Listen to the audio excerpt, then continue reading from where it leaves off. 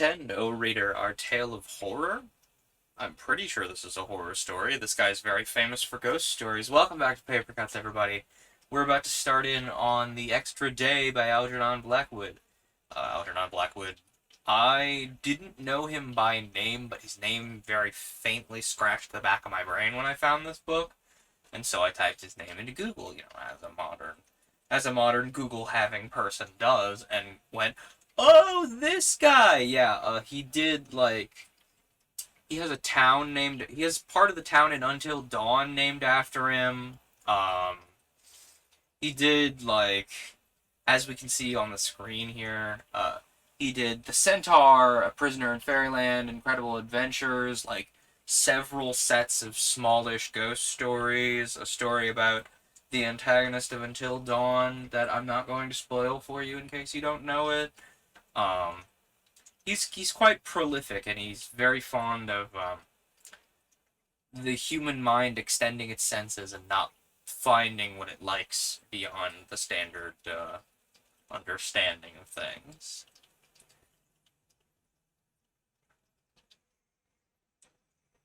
Oh, I forgot to do my warm-ups and my stretches. I was actively doing a little bit of them as I was posting, running to and fro from Discord to Discord to post my what's the word I'm looking for? To post the link that I'm going live, here and there. But apparently it was not enough, so I'm gonna be a little yawny initially. Have fun with that.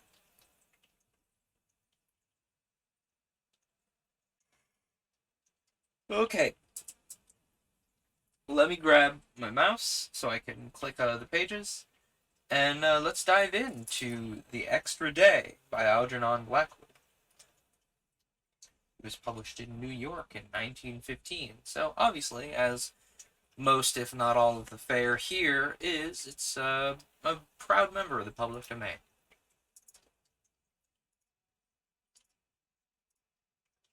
Chapter 1. The Material. Judy, Tim, and Maria were just little children. It was impossible to say exactly what their ages were, except that they were just the usual age. That Judy was the eldest, Maria the youngest, and that Tim, accordingly, came in between the two. Their father did his best for them. So did their mother. So did Aunt Emily, the latter's sister. It is impossible to say very much about these three either, except that they were just mother, father, and Aunt Emily. They were the authorities in chief, and they knew, respectively, everything there was to be known about such remote and difficult subjects such as London and money, food, health and clothing, conduct, behavior, and regulations, both general and particular.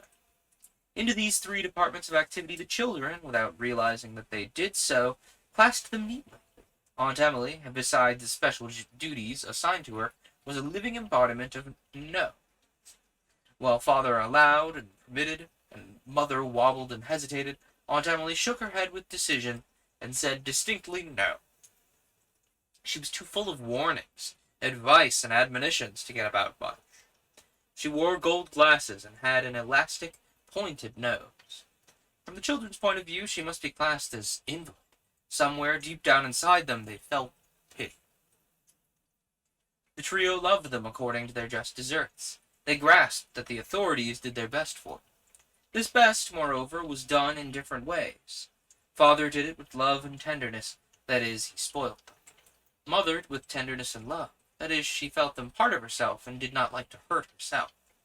Aunt Emily with affectionate and worthy desire to see them improve, that is, she trained them. Therefore they adored their father, loved their mother, and thought highly, from a distance preferably, of their aunt. This was the outward and visible household that an ordinary person, say a visitor who came to lunch on Sunday after church, would have noticed. It was the upper layer, but there was an under layer too. There was Thompson, the old pompous family butler. They trusted him because he was silent and rarely smiled, winked their mischief, pretended not to see them when he caught them in his pantry, and never once betrayed them. There was Mrs. Horton, the fat and hot-tempered family cook. They regarded her with excitement, including dread, because she left juicy cakes that were still wet upon the dresser, yet denied them entry into her kitchen. Her first name being Bridget, there was evidently an Irish strain in her, but there was probably a dash of French as well, for she was an excellent cook, and recipe was her master word. She pronounced it recipe, as I just did. Perhaps it was pronounced differently at the time. I don't know. Sometimes I forget that recipe is an English loanword.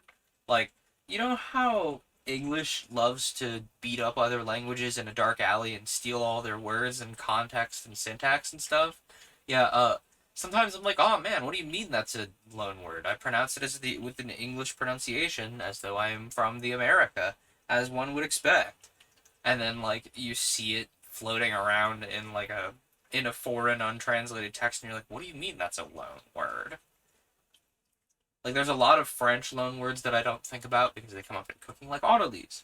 Autolyse, like autolyse, uh, is a French word because it's a French concept. The guy who invented it was French.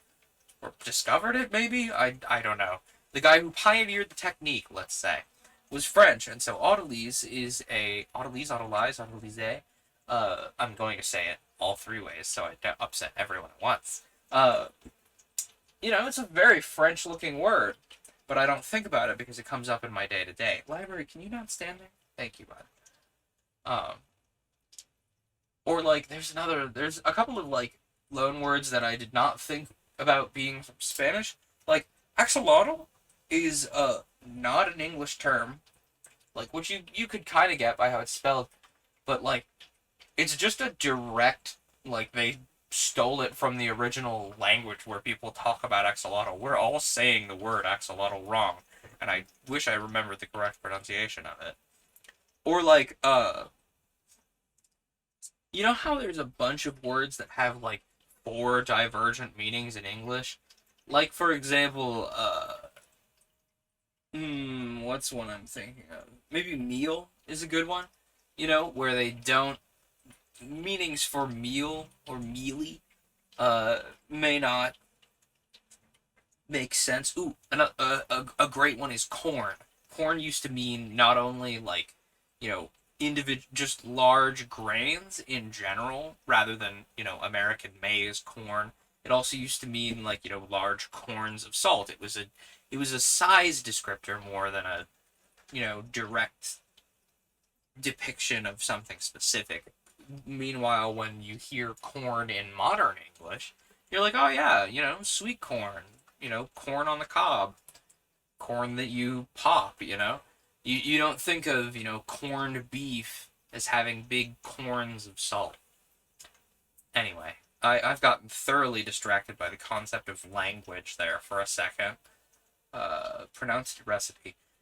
There was Jackman, the nurse, a mixture of mother and Aunt Emily, and there was Waden, the head gardener, an evasive and mysterious personality, who knew so much about flowers and vegetables and weather that he was half animal, half bird, and scarcely a human being at all, vaguely magnificent in a somber way.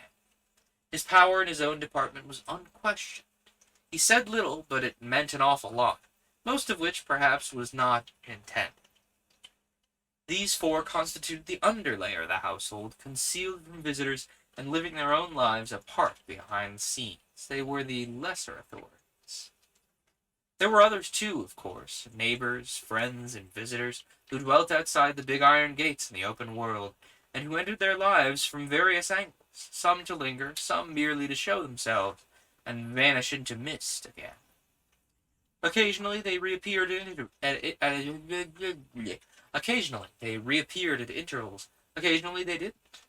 Among the former were Colonel William Sumter, C.B., a retired Indian soldier who lived in the manor house beyond the church and had written a book on scouting, a nameless station master who they saw rarely when they accompanied Daddy to the London train, a policeman who walked endlessly up and down the muddy or dusty lanes and came to the front door with a dirty little book in his big hands at Christmas time, and a tramp who slept in barns and haystacks and haunted the great London road ever since they had once handed him a piece of Miss Horton's sticky cake and paper over the old grey fence.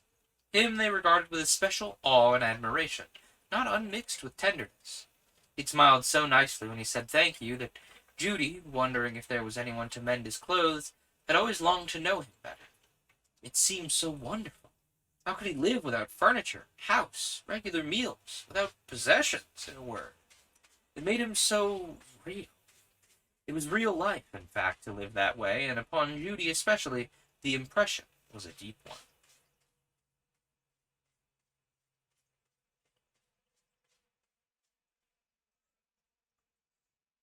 In addition to these occasional intruders, there was another person, an authority, but the most wonderful authority of all, who came into their lives a little later, with a gradual and overwhelming effect, but who cannot be mentioned more definitely just now, because he hasn't yet arrived. The world, in any case, speaking generally, was enormous. It was endless. It was always dropping things and people upon them without warning, as from a clear and cloudless sky. But this particular individual still was climbing the great curve below their horizon, and had not yet poked his amazing head above the edge. Yet, it was strange to say, they had always believed that some such person would arrive. A wonderful stranger was already on the way. They rarely spoke of it. It was just a great, passionate expectancy, tucked away in the deepest corner of their hearts. Children possess this sense of anticipation all the world over. Grown-ups have it too, in the form of an unquenchable, though fading hope, the feeling that some day or other a wonderful stranger will come up the pathway, knock at the door, and enter their lives, making their lives worth living, full of wonder, beauty, and delight, because he'll make all things new. This wonderful stranger, Judy had a vague idea, would be like, at least, the tramp. Tim, following another instinct, was of the opinion that he would be a soldier, explorer, hunter kind of man. And Maria, if she thought anything at all about him, kept her decisions securely hidden in her tight, round body.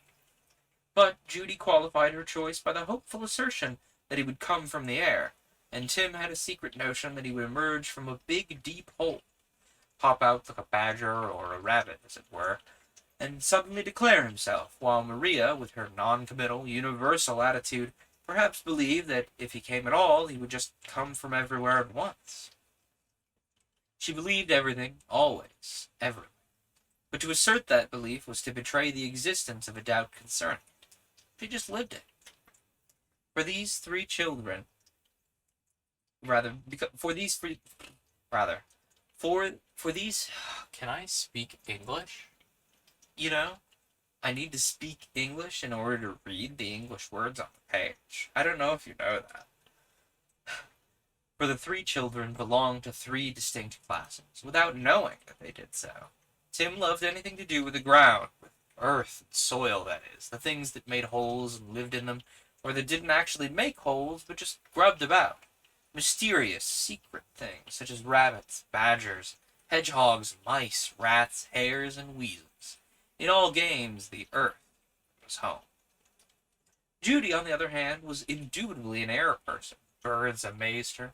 They filled her hungry heart with high aspirations, longings, and desires. She looked, with her bright, eager face and spidery legs, distinctly bird-like. She flitted, darted, perched. She had what Tim called a tweaky nose, although whether he meant it was beak-like or merely that it just twitched, he never stated. It was just tweaky, and Judy took it as a compliment.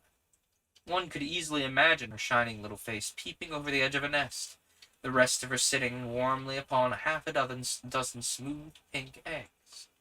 Her legs certainly seemed stuck onto her like pencils, as with a robin or seagull. She adored everything that had wings and flew. She was of the air. It was her element.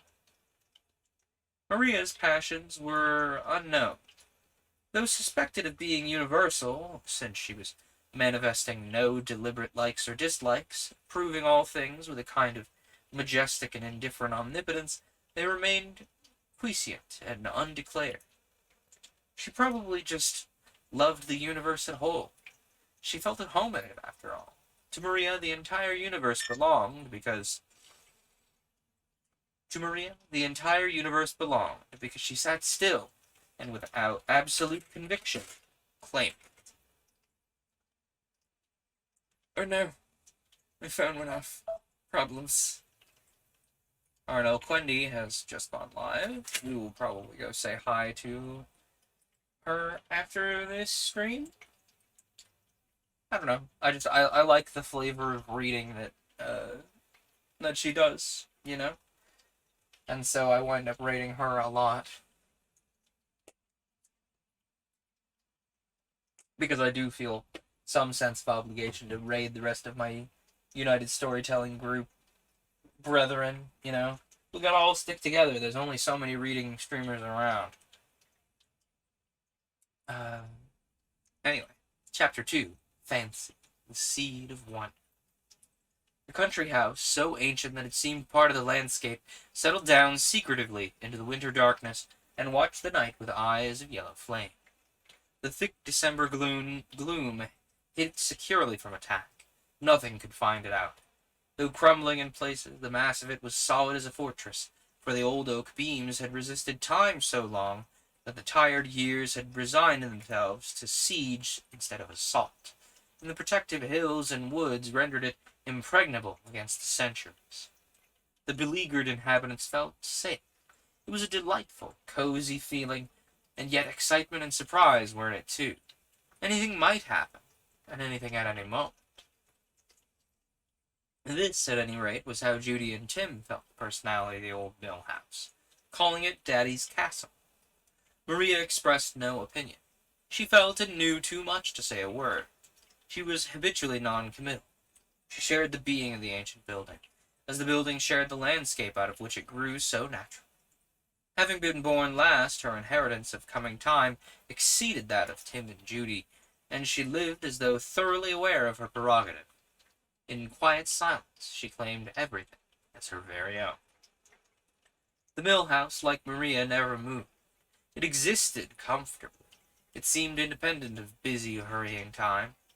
So thickly covered was it with ivy and various creepers that the trees on the lawn wondered why it didn't grow bigger like themselves. They remembered the time when they looked up to it, whereas now they looked over it easily, and even their lower branches stroked the stone tiles on the roof, patched with moss and lichen, like their own great trunks. They had come to regard it as an elderly animal, asleep, for its chimneys looked like horns. It possessed a capricious mouth that both swallowed and disgorged, and its eyes were as numerous as those of the forest to which they themselves properly belonged.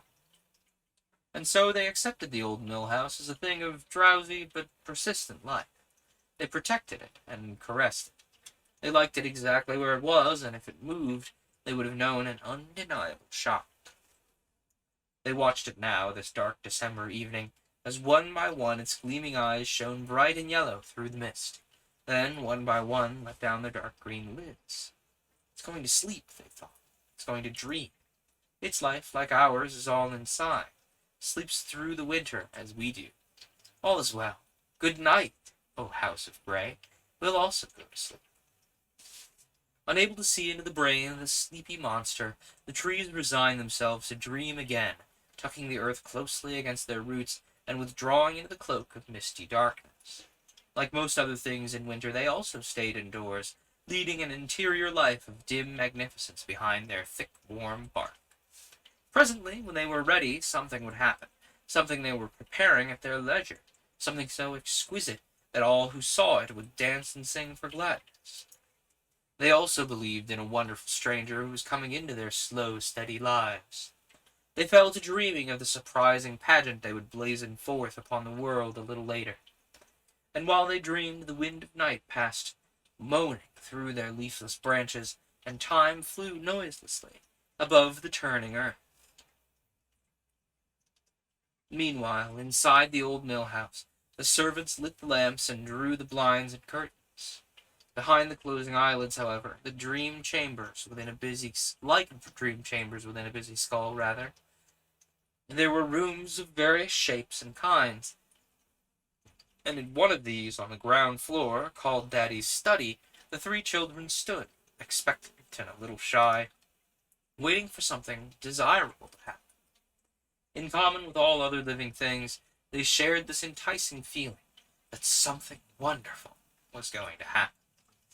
To be without this feeling, of course, is to be not alive, but once alive, it cannot be escaped. At death it asserts itself most strongly of all. Something too wonderful is going to happen.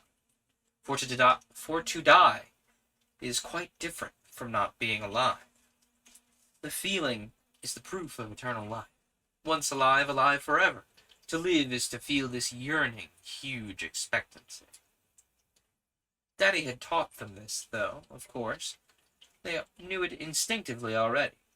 And at any moment now, the door would open and his familiar figure, yet each time more wonderful, would cross the threshold, close the door behind him, and something desirable would happen. "I wish he'd hurry. There won't be any time left," said Tim impatiently. And he glanced at the cruel clock that stopped all their pleasure but never stopped itself. "The motor got here hours ago. That's Judy. "The motor got here hours ago. He can't still be having tea." Judy, her brown hair in disorder, her belt sagging where it was little actual use, sighed deeply. But there was patience and understanding in her big dark eyes. "He's in with Mother doing finances. It's Saturday. Let's sit down and wait." Then, seeing that Maria already occupied the big armchair and sat staring comfortably into the fire, she didn't move. Maria was making a purring, grunting sound of great contentment. She felt no anxiety of any kind, apparently. But Tim was less particular. "All right," he said, squashing himself down beside Maria, whose podgy form accommodated itself to the intrusion like a cat. "As long as Aunt Emily doesn't catch him on the way and begin explaining." "She's in bed with a headache. She's safe enough." For it was an established grievance against their mother's sister that she was always explaining things. She was a terrible explainer. She couldn't move without explaining. She explained everything in the world. She was a good soul, they knew, but she had to explain that she was a good soul. They rather dreaded her. Explanations took time, for one thing, and for another they took away all the wonder.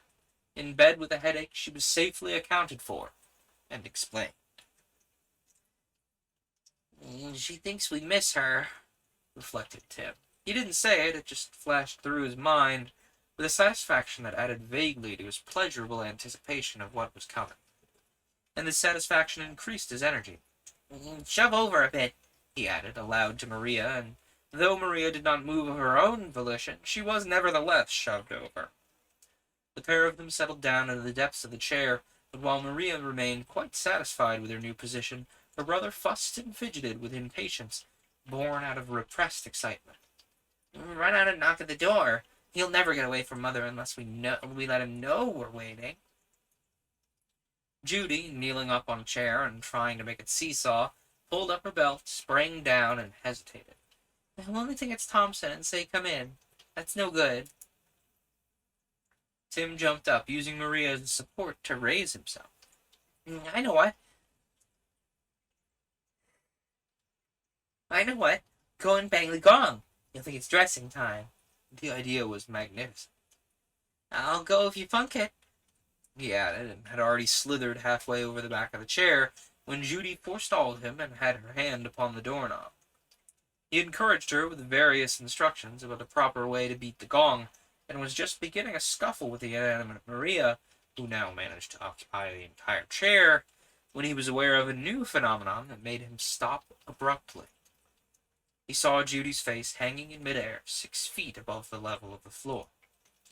Her face was flushed and smiling, her hair hung over her eyes, and from somewhere behind or underneath her, a gruff voice said sternly, "What are you doing in my study at this time of night? Who asked you in?" The expected figure had entered, catching Judy in the act of opening the door. He was carrying her in his arms. She landed with a flop upon the carpet. The desired and desirable thing was about to happen. "How you lump, it's Daddy." But Maria, accustomed to her brother's exaggerated language, and knowing it was only right and manly, merely raised her eyes and waited for him to help her out.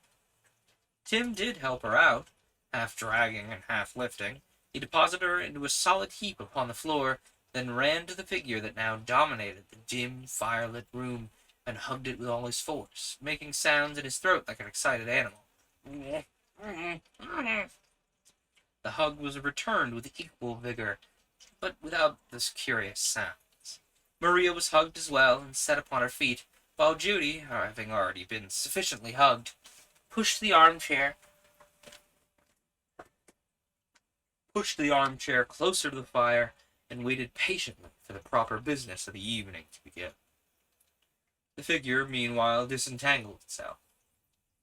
It was tall and thin, with a mild, resigned expression upon a kindly face that years and care had lined before its time. Old-fashioned, rather, with soft grey whiskers belonging to an earlier day. A black tailcoat adorned it, and the necktie was crooked in the turned-down collar. The watch chain went from the waistcoat button to one pocket only, instead of right across, and one finger wore a heavy signet ring that bore the family crest. It was obviously the figure of an overworked official in the civil service who had returned from his daily routine in London to the evening routine of its family in the country, the atmosphere of government and the underground still hanging round it. For sundry whiffs of the mere... rather, for sundry whiffs of the mysterious city reached the children's nostrils, bringing thrills of some strange, remote reality that they'd never known at first hand. They busied themselves at once. While Tim unbuttoned a severe black coat and pulled it off, Judy brought a jacket of dingy tweed from behind a curtain in the corner and stood on a chair to help the figure put it on. All knew their duties. The performance went like clockwork, and Maria sat and watched in helpful silence. There was a certain air about her, as though she did it all. "Oh, how they do spoil me, to be sure," the figure murmured to itself. "Yet mother's saying that I always spoil them. I wonder." "Now you look decent at last. You smell like a nice rabbit." "It's my shooting coat." The figure cleared its throat, apparently on the defensive a little. Tim and Judy sniffed it. "Rabbits and squirrels and earthen things. And flowers and burning leaves. It's his old garden coat as well." She sniffed very audibly. "Oh, I love that smoky smell." It's the good old English smell," said the figure contentedly, while they put his necktie straight and arranged the pocket flaps for him. "It's English country. England." "Don't other countries smell, then? I mean, could anyone tell you were English by your smell?" He sniffed again with satisfaction. "Whedon's the same," he went on without waiting for the answer, "only much stronger, and so is the potting shed." "But yours is sweeter much," said Judy quickly. To share odors with an authority like the head gardener was distinctly a compliment, but Daddy must come first, whatever happened. "How funny," she added, half to herself, "that England should have such a jolly smell. I wonder what it comes from." "What does England come from?" asked Tim, pausing a moment to stare into the figure's face. "It's an island, of course, England, but..." "Yes, a piece of land surrounded by water," began the figure, but he was not allowed to finish. A chorus of voices interrupted. "Make a story of it, please. There's time. There's just half an hour. It's nice and dark. Oh, something very awful or silly, please." There followed a general scuffle for seats, with bitter complaints that he only had 2 pointed knees. Maria was treated with scant respect. There was also criticism of life, that he had no lap, no proper lap, that it was too dark to see his face, that everybody in turn had got the best place, but chiefly that there was very little time. Time was a nuisance always. It was either time to go, or time to stop, or else there was not time enough. But at length quiet was established. The big armchair resembled a clot of bees upon a honeycomb. The fire burned dully, and the ceiling was thick with monstrous fluttering shadows that were vaguely shaped. Now, please, we've been ready for ages." A deep hush fell over the room, and only a sound of confused breathing was audible. The figure heaved a long, deep sigh as though it suffered pain, paused, cleared its throat, and then sighed again more heavily than before. For the moment of creation was at hand, and creation is not accomplished without much travail.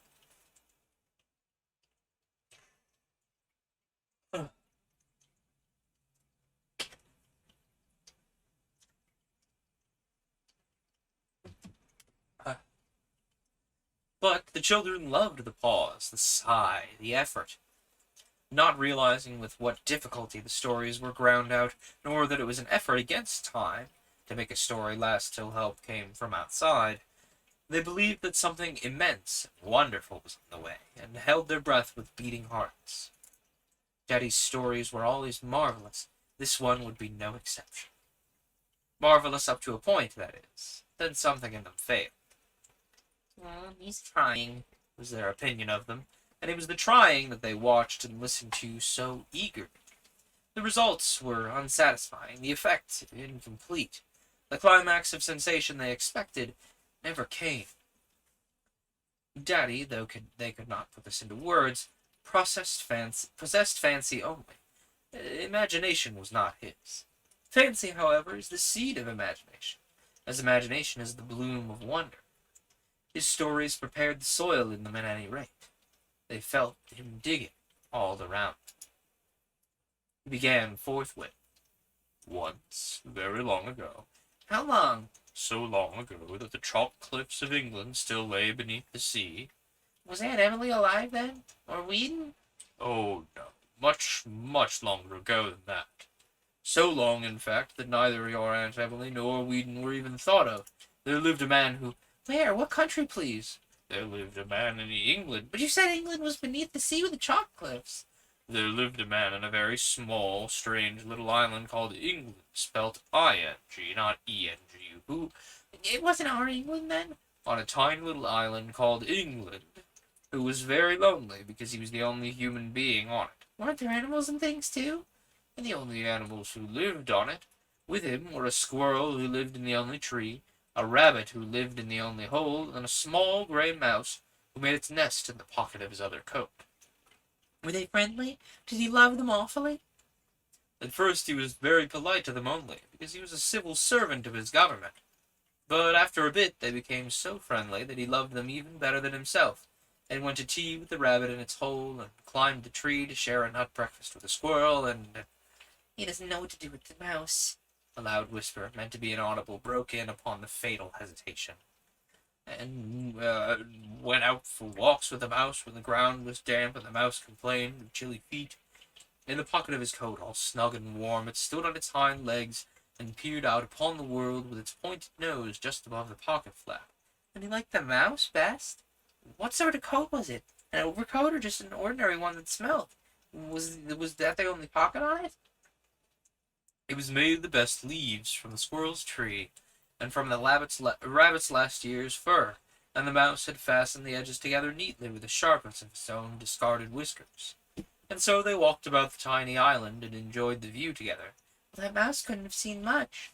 Until one day the mouse declared the ground was always wet, and was getting wetter and wetter, and the man got frightened. Oh, it's going to get awful in a minute. And the children nestled closer. The voice sank lower, it became mysterious. And the wetter it got, the more the man got frightened, for the island was dreadfully tiny, and... Why, please, did it get wetter and wetter?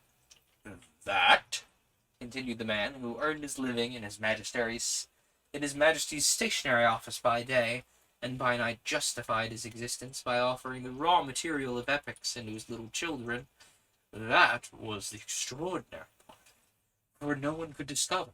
The man stroked his beard and looked about him. The squirrel shook its bushy tail, the rabbit lifted its upper lip and thrust its teeth out, and the mouse jerked its head from side to side until its whiskers grew longer and sharper than ever, but none of them could discover why the island got wetter and wetter and wetter. Well, maybe it rained just like here. For the sky was always blue. It never rained, and there was so little dew at night that no one even mentioned it. And yet the tiny island got wetter every day, till it finally got so wet that the very floor of the man's hut turned spongy, and splashed every time the man went to look out the window at the view. And at last he got so frightened that he stayed indoors altogether, put on both his coats at once, and told stories to the mouse and squirrel about a country that was always dry. Didn't the rabbit know anything? For all this time the rabbit was too terrified to come out of its hole at all. The increasing size of its front teeth added to its unease, for they thrust out so far that they hid the view and made the island seem even smaller than it was. I like rabbits, though. Till one fine day, They were all fine, you said. one finer day than usual, the rabbit made a horrible discovery. The way it made the discovery was curious. It may seem curious, at least to us. But the fact is, it suddenly noticed that the size of its front teeth had grown out of all proportion to the size of the island. Looking over its shoulder this fine day, it realized how absurdly small the island was in comparison with its teeth, and grasped the horrid truth. In a flash, it understood what was happening. The island was getting wetter because it was also getting smaller. Oh, how beastly. Did it tell the others? It retired halfway down its hole and shouted out the news to the others in the hut. They hear it? It warned them solemnly, but its teeth obstructed the sound, and the windings of its hole made it difficult to hear. The man, besides, was busy telling a story to the mouse, and the mouse, anyhow, was sound asleep at the bottom of his pocket, with the result that the only one who caught the words of warning was the squirrel.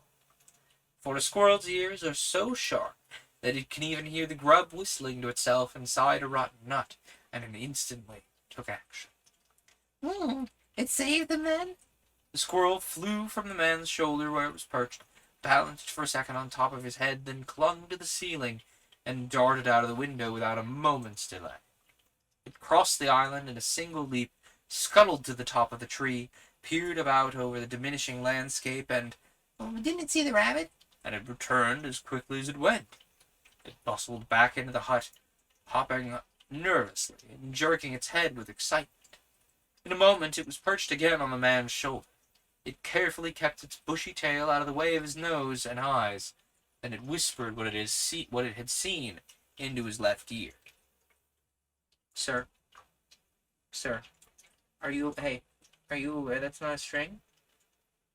Hi, yes, I am speaking to you. That is not a string. That is a cable.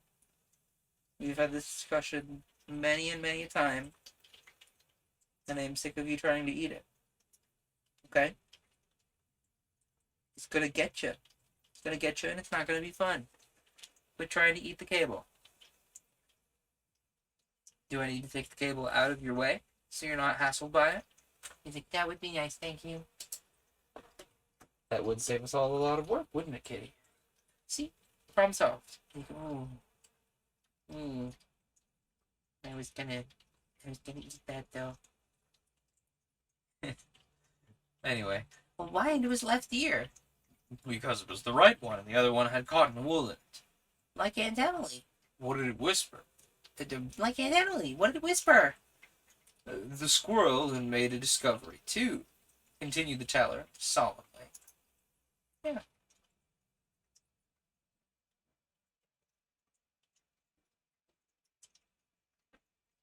Goodness, that's 2 discoveries. What did it whisper?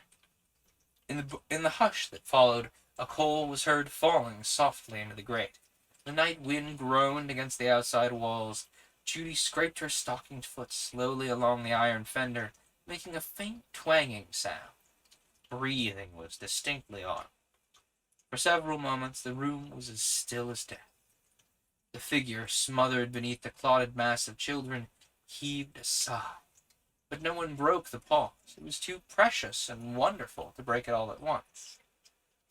All waited breathlessly, like birds poised in midair before they strike, until a new sound stole faintly upon the listening silence, a faint and very distant sound, barely audible as yet, but of unmistakable character. It was far away in the upper reaches of the building, overhead, remote, a little stealthy. Like the ominous murmur of a muffled drum, it had approach in it. It was coming nearer and nearer. It was significant and threatening. For the first time that evening, the ticking of the clock was also audible. But the new sound, though somewhat in league with the ticking and equally remorseless, did not come from the clock. It was a human sound. That most awful sound known to childhood. It was footsteps on the stairs. Both the children and the storyteller heard it, but with different results. The latter stirred and looked about him, as though new hope and strength had come to him. The former, led by Tim and Judy, broke simultaneously into anxious speech. Maria, having slept profoundly since the first mention of the mouse in its cozy pocket, gave no sign at all. "Oh, quick, quick! What did the squirrel whisper in his good right ear? What's it do? Hurry, please!" It whispered two simple words, each of one syllable, continued the reanimated figure, his voice lowered and impressive.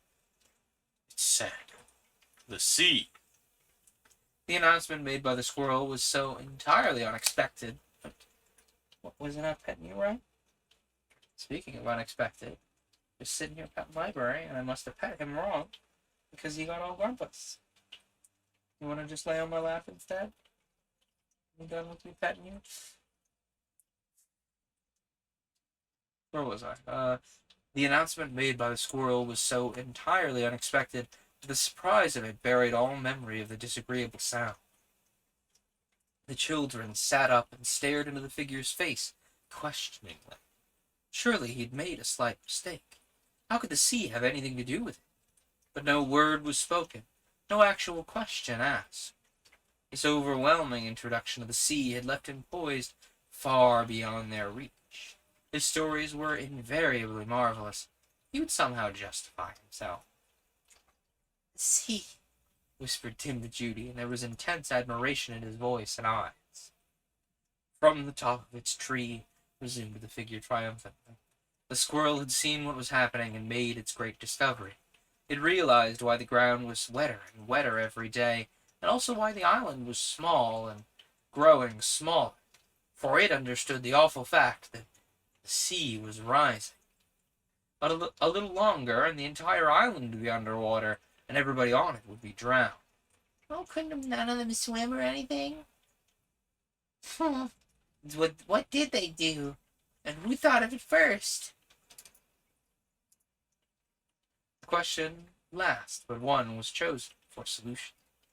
"The rabbit," announced the figure recklessly. "The rabbit saved them. And in saving them, it saved the very island, too. It founded England, this very England on which we live today. In fact, it started the British Empire by its action. The rabbit did it." "How? How?" It heard the squirrel's whisper halfway down its hole, forgot about its front teeth, and the moment it forgot them, they of course stopped growing. It recovered all its courage, and a grand idea had come to it. It came busting out of its hiding place, stood on its hind legs, poked its bright eyes over the window ledge, and told them how to escape. It said, "I'll dig my hole deeper, and we'll empty the sea into it as it rises. We'll pour the water down my hole." The figure paused, and fixated his eyes on each listener in turn, challenging disapproval, yet eager for sympathy at the same time. In place of criticism, he only met silence and breathless admiration. Also, he had heard the distant sound they had forgotten, and realized that it had come much nearer. It had reached the second floor.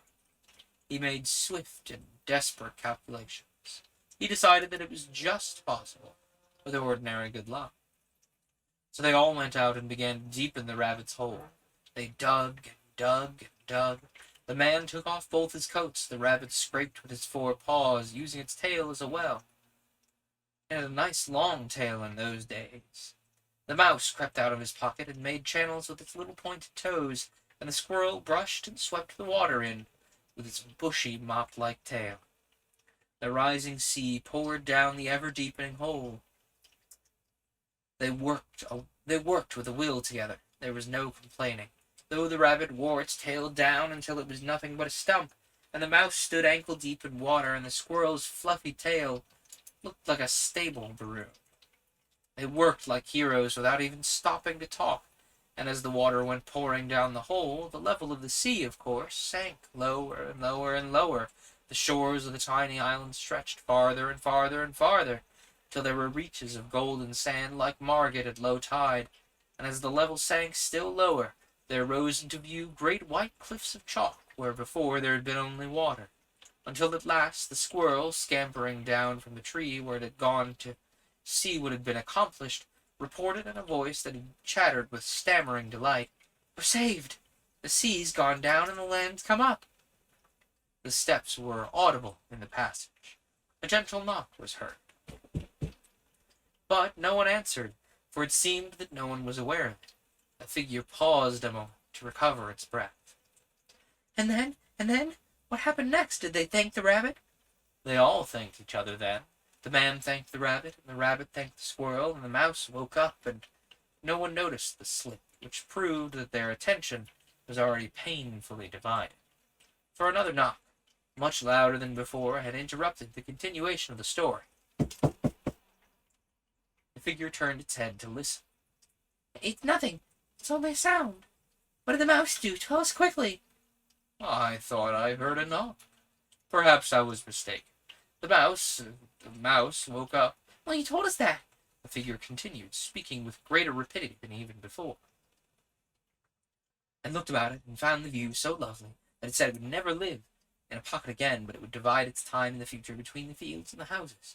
So it pricked its whiskers up, and the squirrel curled its tail over its back to avoid any places that were still damp, and the rabbit polished its big front teeth over the grass, and said it was quite pleased to have a stump instead of a tail as a memento of a memorable occasion where they'd all been nearly drowned together, and they all skipped up to the top of the high chalk cliffs as dry as a bone and as happy as... He broke off in the middle of that enormous sentence to say a most ridiculous and unnecessary thing. "Come in," he said, just as though there was someone knocking at the door, but no single head was turned. If there was an entry, it was utterly ignored. Happy as what? Happy as what? "As you," the figure went on faster than ever. "That's why England today is an island of quite a respectable size, why everybody pretends it's dry and comfortable and cozy, and why people never leave it except to go away for holidays that cannot possibly be avoided." I beg your pardon, sir.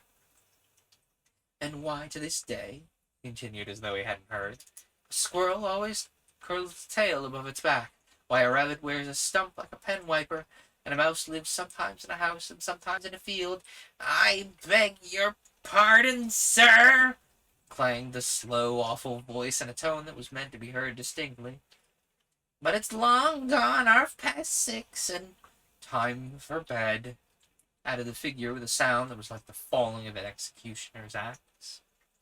And, as if to emphasize the arrival of a remorseless moment, the clock just then struck loudly on the mantelpiece 7 times. Boom, boom, boom, boom, boom, boom, boom. It's not a very resonant clock. Maybe it's all the books in the study that are soaking up all the sound, who knows? Anyway, but for several minutes no one stirred. Hope, even at such moments, was stronger than the machinery of clocks and nurses. There was a general belief that somehow or other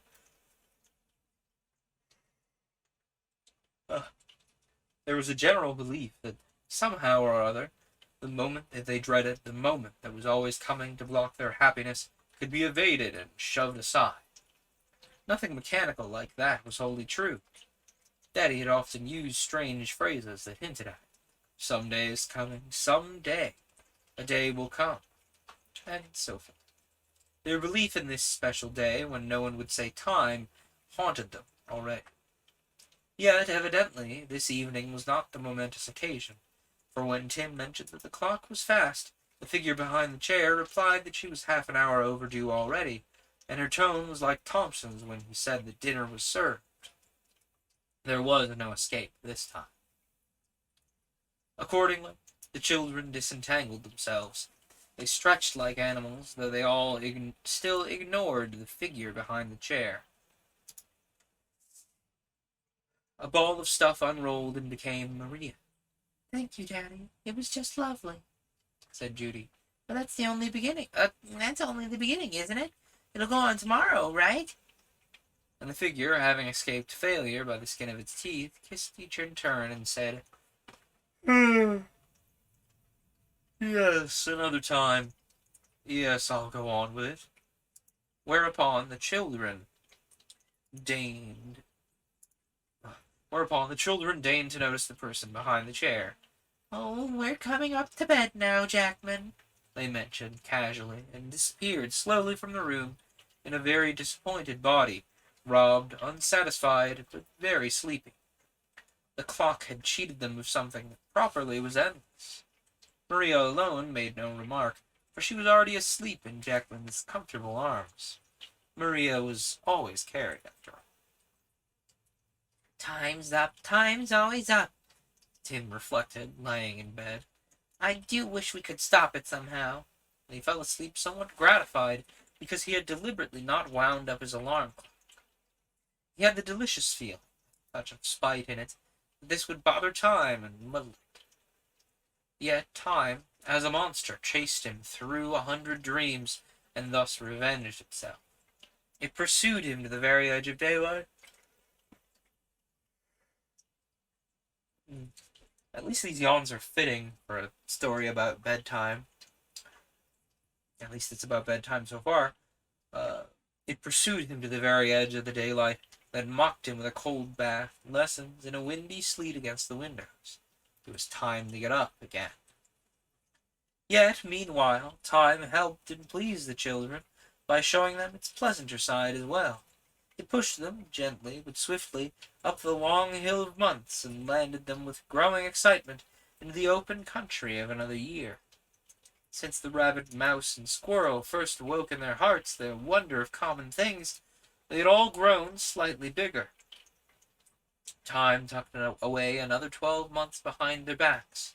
Each of them was a year older, and that in itself was full of a curious and growing wonder.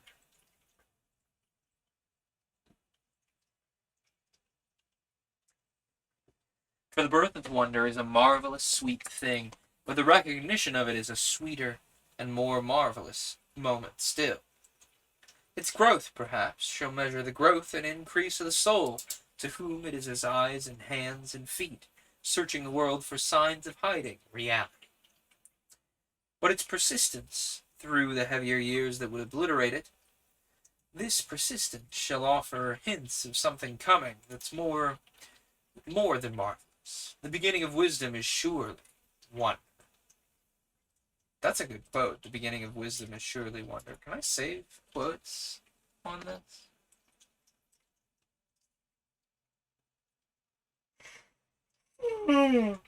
So I can't save quotes on this. That's unfortunate. I can highlight though. Kind of nice. Yeah, I'm not using what you would expect to be a standard reading program. If you're curious, I'm using Calibre because it's open source and I can bolt as many weird things onto it as I like. I hope to eventually bolt enough weird stuff onto it for it to suit the paper cuts background really well.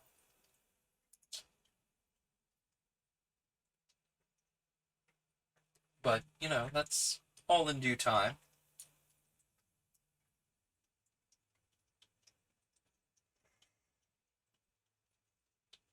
I've been trying as of late to get a little better about putting in the time between streams to improve. It's a good rule of thumb to spend twice the amount of time you spend on camera improving the stream or improving the content, so to speak, from behind the camera. And I'm trying to be a little better about that. I'm, digging further on new books to read, and if I had known we were going to read this Algernon Blackwood novel so immediately, I would have picked up his 4 or 5 favorite words so we could do the drinking game, the hydration game in which you drink water. Excuse me. I want to make that abundantly clear. I heartily suggest you drink water when I say drink, because, you drink a lot of water and you pee a lot of pee, and that's the only side effect.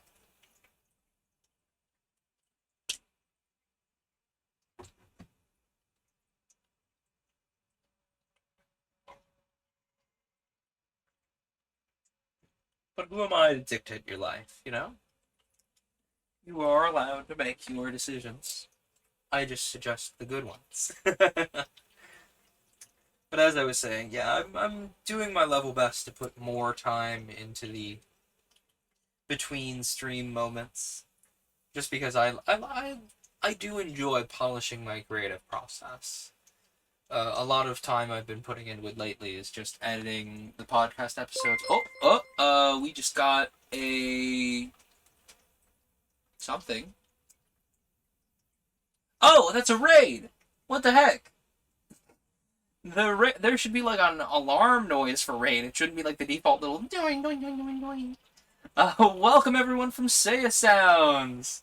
Glad to have you all here. We are reading The Extra Day by Algernon Blackwood. I wasn't sure whether you would be done streaming first or I would be, and I guess we've learned that, we've made that kind of obvious. My name is Glacier Dester. This is Paper Cuts. I read aloud a book. I call the genre live audiobook. I'm one of many people who do this. Hang on, there's a bot command that explains this. Oh no, I don't have a keyboard right now. Hang on. This might take a second, because I have to type it with an on-screen keyboard. No, I don't want to close OBS. I want to close the thing that I accidentally opened just now. Hang on. So there is a group of reading streamers called the USG. Oop. Said oop. There we go. No, I didn't want to open Firefox. No, don't open Firefox. That's gonna, like, break something. Stop opening Firefox. No. This is what I get for clicking things. Anyway, yeah, I read. I do live audiobooks, on this show, Paper Cuts. Firefox no foxing is correct. Let's see, what was the command? It's also a podcast if you want to catch up. Come on. Sorry, I'm having to type with the, like, on-screen accessibility keyboard because I broke my laptop keyboard. But I am soldiering on in streaming for all of you. Anyway, there's also, we are actively recording for my podcast, Paper Cuts. The default website design for Libsyn kind of sucks, and I wish I could fix it, but it doesn't seem like there's a way for me to fix it, so I just soldier on with this horrible website. Maybe eventually I'll design a nice website, but that's a problem for future me. Let's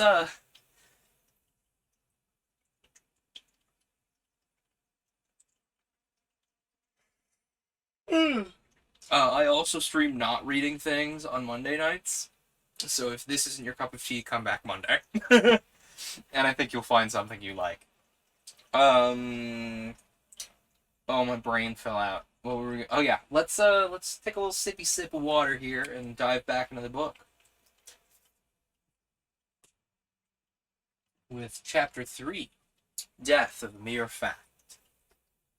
There was a man named Jinx. In him was neither fancy, imagination, and nor a sign of wonder, and so he died. But though he appears in this chapter, he disappears again so quickly that his being mentioned in a sentence all by himself should not lead one astray. Jinx made a false entry, as it were. The children crossed him out at once. He became illegible. For the trio had their likes and their dislikes. They resented liberties being taken with them. Also, when there was no one to tell them stories, they were quite able to amuse themselves. It was the inactive, yet omnipotent Maria who brought about indirectly the obliteration of Mr. Jinx. Hope you're doing well tonight. I think I've seen you do tabletop stuff. Correct. That has been my recent bag on Monday nights. I've been doing a lot of solo tabletop stuff. Now, if you've never heard of a solo tabletop RPG, it's literally just fancy improv prompts. So I just sit here and I pick a solo tabletop RPG out of the pile and I go, alright, I'm going to improvise a story for the next 2 hours based on these rules that I've been handed. I recently did Beyond Super Life Behind the Mask. That one's super fun, and I plan to come back to it because, like, I did the basic version of that game where you just draw cards. There's, like, extended rules for the game where like you can roll on tables with dice and like keep track of your goodwill or bad will with the public. The Dark Souls board game could be played solo. You know, I've never thought about a board game being played solo. I've always thought about like tabletop RPGs, you know, like storytelling engines being played solo. I've never thought about trying to play a board game solo. I guess if there's any one board game that could be adversarial enough to you to play it by yourself, it'd be Dark Souls. But I'll have to look into like single player board games. I guess technically, if you count like boards that you build yourself, the Carta engine for solo tabletop RPGs counts as a solo board game because you literally build a board out of like a chunk of a deck of cards and move around. And they've been super super fun. Like there was one about becoming a digital intelligence called Punch Card Memories, which was super fun. Gosh, what was another really good one? Alone Among the Stars is another really good one where you like travel from planet to planet. And we kind of wove a story about like a generation ship. You know, traveling from place to place. It was a lot of fun. Oh, while I try to think of another good one, I'll read this comment. It's also hella expensive because the monster tokens are stupidly high quality crafted. Maybe it's gone down in price now. I'm also looking into the Trogdor one. I am also looking into the Trogdor board game. That looks like so much fun. Like, I don't usually have a lot of people around to play board games with, but I love the concept of the Trogdor board game. Admittedly, it's because I'm a big sucker for Homestar Runner. I mean, we did do Strong Bad's Cool Game for Attractive People on the channel many moons ago.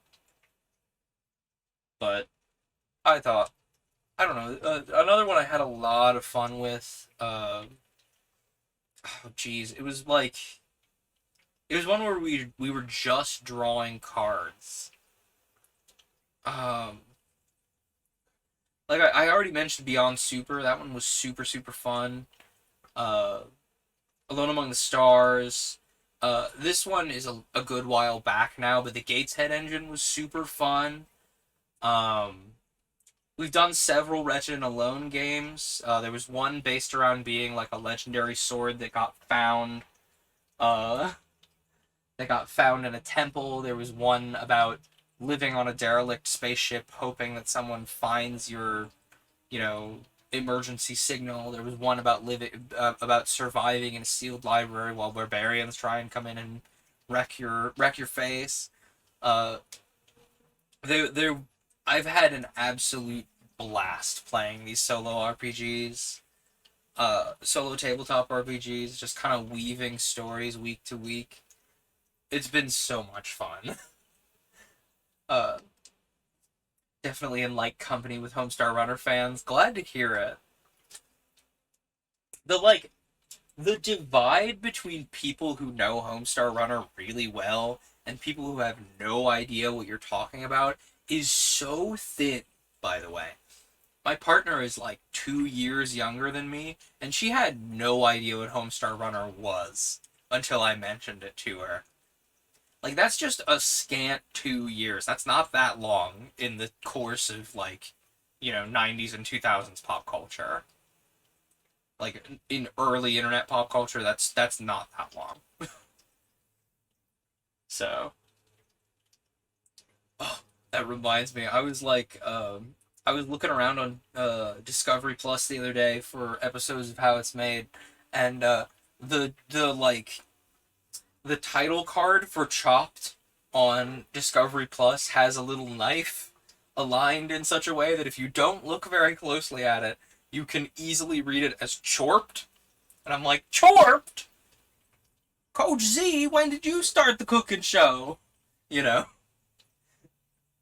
Anyway, now that we've gotten thoroughly off topic, uh, let's learn about the obliteration of Mr. Jinx, shall we? It came about as follows.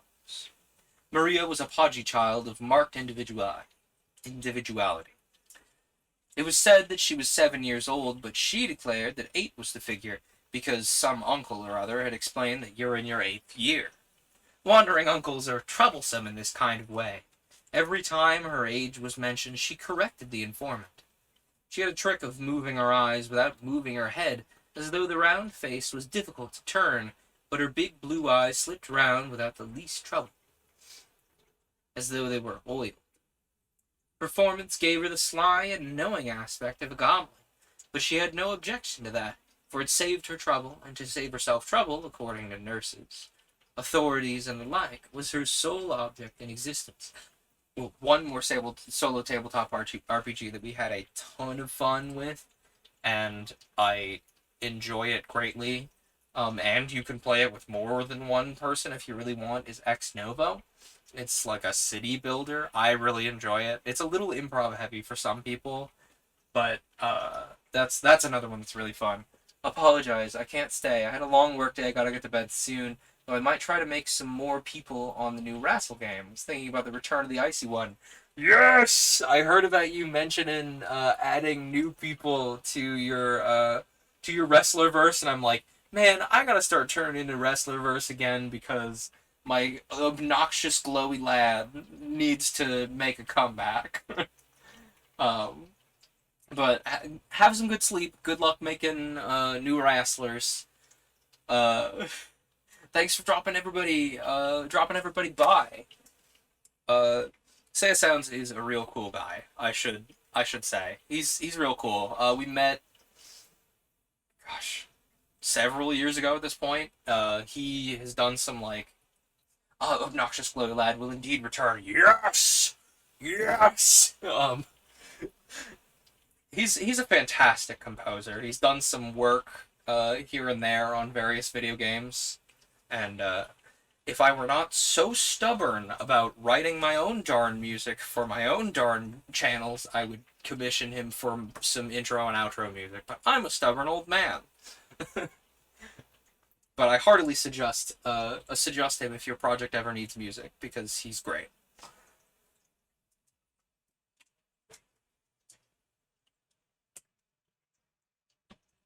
Anyway, her sole object in existence. That's where we were. Yet this seemed like a mistaken view of the child. It was not so much that she did not move unnecessarily, as that it was not necessary for her to move at all, since she invariably found herself in the middle of whatever was going on. While life bustled anxiously about her, hurrying to accomplish various ends, she remained calm and contented at the center, completely satisfied, mistress of it all. And her face was symbolic of her entire being, whereas so many faces seem unfinished. Hers was complete, globular like the heavenly bodies, circular like the sun. Arms and legs unnecessary. The best of everything came to her because she didn't run after it. There was no hurry. Time didn't worry her. Circular and self-sustaining, she already seemed to dwell in eternity. Sorry, I have to put the cat over my shoulder because he was trying to eat the phone cable. We met, I think, late 2016, 2018, 2016, and I totally support you making your stuff for your vids. I'm glad you don't mind, because I don't know, I get very picky plectrous about it, and I don't have the good music theory words to describe what I want, so I need to bonk my head against the piano until I get what I want out of it. It is indeed true. It's a cat. This library. What do you think, library? He's like, I don't mind me on camera. You usually talking to Screen Lady, and she usually talks back, but I don't mind. But library will occasionally make himself very clearly present. He was laying on my lap earlier. Did you Google me? Right. Seemed to dwell in eternity. That's what we were. And this little person, one of these inquisitive, interfering visitors would ask, "How old is she, I wonder?" 7, was the answer of the authority in charge, at which Maria's eyes rolled sideways and a little upwards. She looked at the foolish questioner. The authority who had answered was not worth the glance. "No," she said flatly, with sublime defiance. "I'm more. I'm in my 8th year, you see." and the visitor, smiling that pleasant smile that makes children distrust, even dislike them, and probably venturing to pinch her cheek or pat her on the shoulder into the bargain, accepted the situation with another type of smile, the smile that children expect. As a matter of fact, children hate it. They see through its artificial humbug easily. They prefer a solemn and unsmiling face, invariably. It's the latter that produces chocolates and sudden presents. It's the stern-faced sort that play hide and seek or stand on their heads. The smilers, they're bored at heart. They mean to escape at the first opportunity, and the children never catch their sleeves or coattails to prevent them going. "Oh, so you're in your 8th year, are you?" This smiler chuckled with a foolish grin. He patted her cheek kindly. "Why, you're almost a grown-up person. You'll be going to dinner parties soon." And he smiled again. Maria, for her credit, stood motionless and patient. Her eyes gazed straight before her.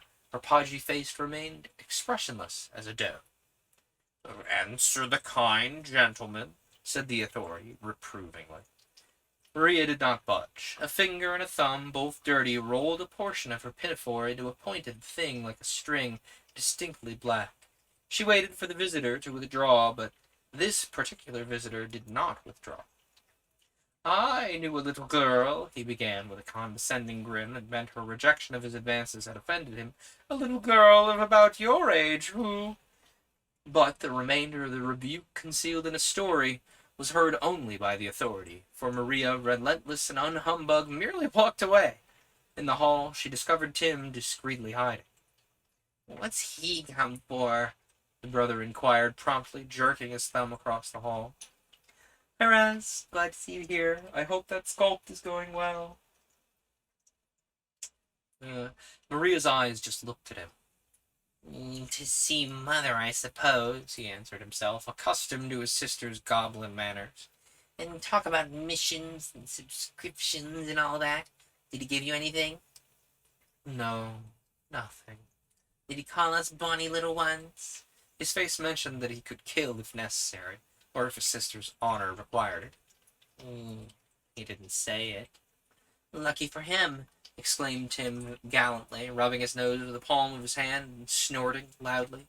"What did he say then, the old smiler?" "You needed to stop. Your hands are very achy. Activate the heat. Toast those hands."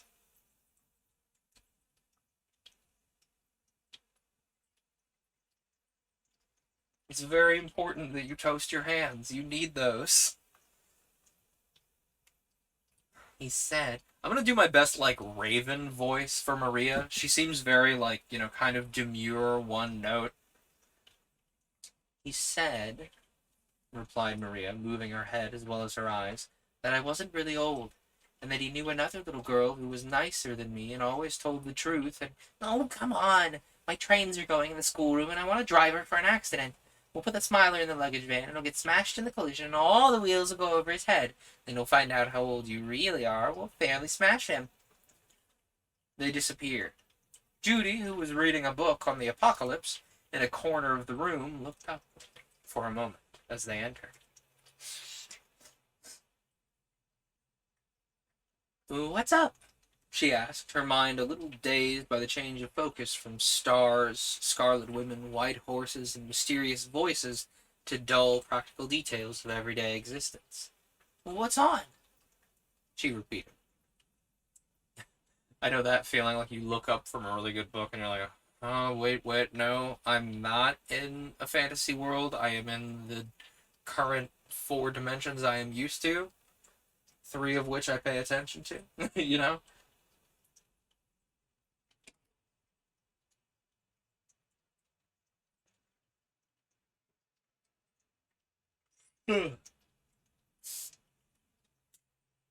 What's up, what's on? That's where we were. "Trains. We're going to have an accident and kill a man dead." "What's she done?" "Humbugged Maria with a lot of stuff. Didn't give her anything. And didn't believe a single word she told him." Judy glanced without much interest at the railway laid out upon the floor, murmured, "Oh, I see," and resumed her reading of the wonderful book she'd purloined from the top shelf of a neglected bookcase outside the gun room. It absorbed her. She loved the tremendous words, the atmosphere of marvel and disaster, and especially the constant suggestion that the end of the world was near. Antichrist she simply adored. No other hero in any book she knew came near him. "Oh, come and help," urged Tim, picking up an engine that lay upon its side. "Come on." "No thanks. I've got an apocalypse. It's simply frightfully exciting." "Shall we break both legs, or just his neck?" "Neck. Only they must find the heart beneath the rubbish of the luggage van." Judy looked up in spite of herself. "Who is it?" she inquired, with an air of weighing conflicting interests. "Mr. Jinks." It was Maria who supplied the information.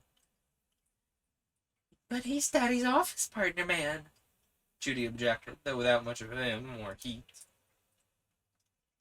Maria didn't answer. Her eyes were glued upon the other engine. All black and burnt and full of the very horridest diseases," put in Tim, referring to the heart of the destroyed Mr. Jinks beneath the engine. He glanced enticingly at his elder sister, whom he longed to draw into the vindictive holocaust. "He said things to Maria, and it's not the first time either. Last Sunday he called me his little man, and he's never given me a single thing ever since I can remember, years and years ago." Then Judy remembered that he had invariably kissed her on both cheeks as though she was a silly little child. "Oh, that man!" she exclaimed, realizing fully now the enormities that he'd committed. She appeared to hesitate a moment, and she flung down her apocalypse suddenly. "Put him on a scarlet horse. Pretend he's the beast. I'll come." Maria's blue eyes wheeled a half circle toward Tim. She didn't move her head. It signified agreement. Tim knew this. Only her consent, as the insulted party, was necessary before he could approve. "All right. We'll put him in a special carriage with his horse, and I'll make out a label for the window so that everyone will know." He went over to the table and wrote "Beast" in capital letters on a half sheet of paper. The cumbersome quill pen made 2 spongy blots. "It's the end of the world, really, at the same time," decided Judy to a chorus of general approval. "Not only the end of Mr. Jinks." She liked her horrors on a proper scale. And the railway line was quickly laid across the room from the window to the wall. The lamps of oil on both engines were lit. The trains faced one another. Mr. Jinks and his scarlet horse thought themselves quite safe in their special carriage, unaware that it was labeled "Beast" with a label that overlapped the roof and hid all view of the landscape through the windows on one side. Apparently they slept in opposite corners with full consciousness of complete security. Mr. Jinks was tucked up with his woolly rugs, and a newspaper lay across his knee. The scarlet horse had its head in a bag of oats, and its bridle was fastened to the luggage rack above. Both were supplied with iron foot warmers. It was a fearful fog, and the train was going at a tremendous pace. So was the other train, for that matter. They approached, they banged, they smashed to atoms. It was the most appalling collision that had ever been heard of, and the guard and engine driver, as well as the ticket collectors and the directors of the company, were all executed by the government the very next day from the gallows that an angry London built in half an hour on top of St. Paul's Cathedral dome. It took place between the footstool and fireplace, in the thickest fog that England had ever known. And the horrid black heart of Mr. Jinks was discovered beneath the wreckage of that special carriage next to the luggage van.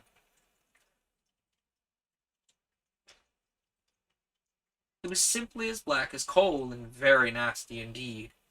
The little boy who found it was a porter's son, whose mother was so poor that she took in washing for members of Parliament, who paid their bills irregularly because they were very busy governing Ireland. He knew it was a cinder, but he didn't discover it was a heart until he showed it to his mother, and his mother said it was far too black to wash. The accident to Mr. Jinks, therefore, was a complete success. The butler helped with the mending of the engine, and Maria informed at least one authority. "We do not know Mr. Jinks, we have other friends. But remember, we mustn't mention it to Daddy, because Mr. Jinks is his partner in the office." "Was," said Tim. The remains they decided to send to what they called the Hospital for Paralyzed inebriates with incurable afflictions of the heart.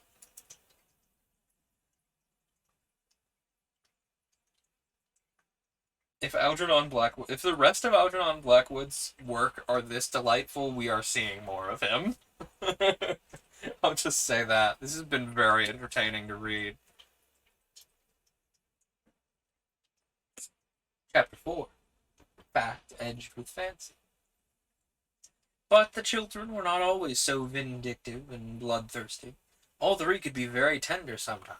Even Maria was not wholly implacable and merciless. She had a pretty side as well. Their neighbor at the manor house, Colonel William Stumper, C.B., experienced this gentle quality in the trio. He was Mother's cousin, too. They were inclined to like this Colonel Stumper, C.B. For one thing, he limped, and that meant they decided that he had a wooden leg. They never called it such, of course, but indicated obliquely that the injured limb was made of oak or walnut by referring to the other as his living leg, his good leg, and so forth.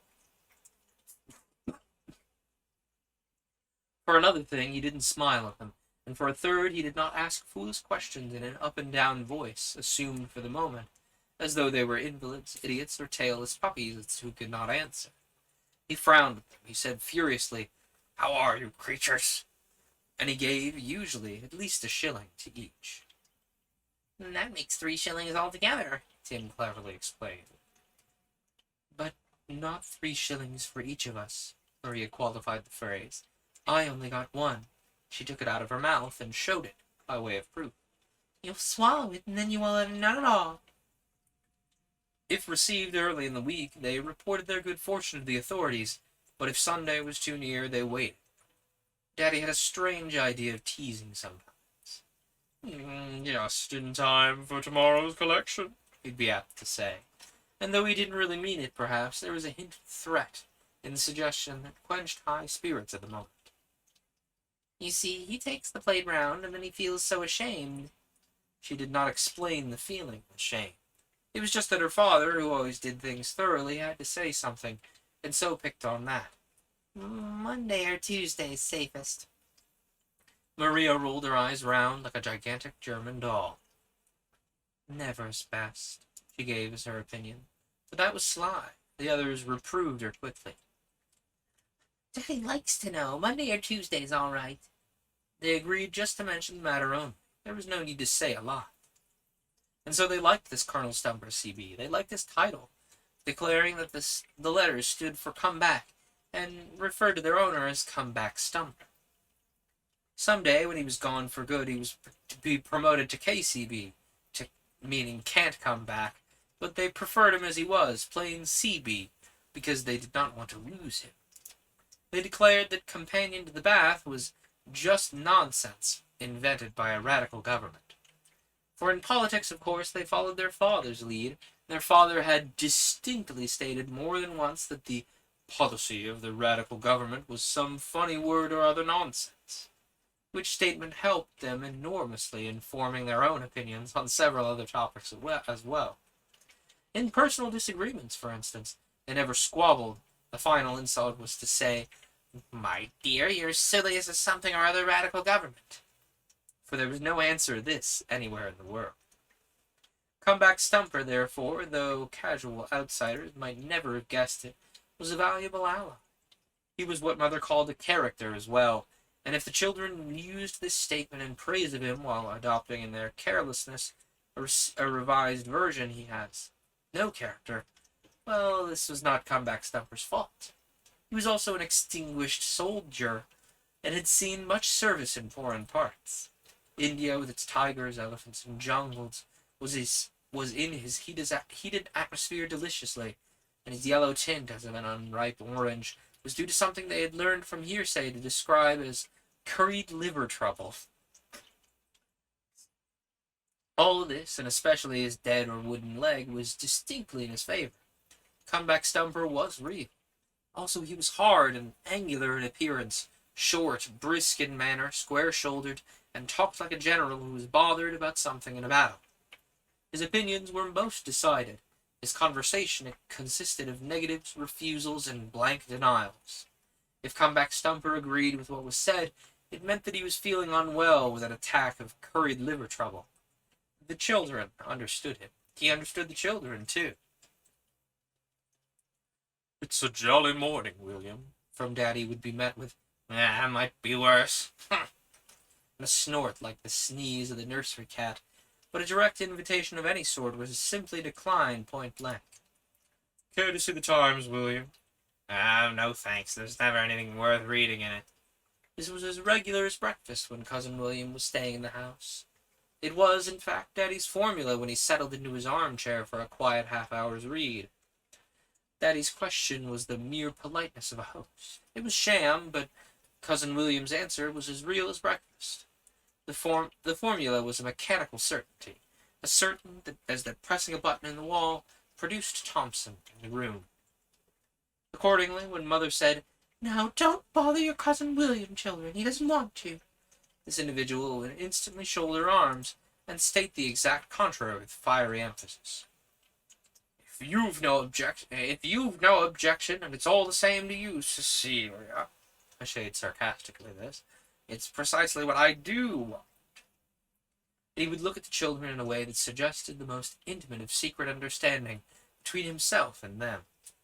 More, he would rise and leave the room with the impetus of a soldier going out to fight, and would play with Judy, Tim, and Maria in a fashion that upset the household routine and made the trio unmanageable for the authorities for hours afterwards.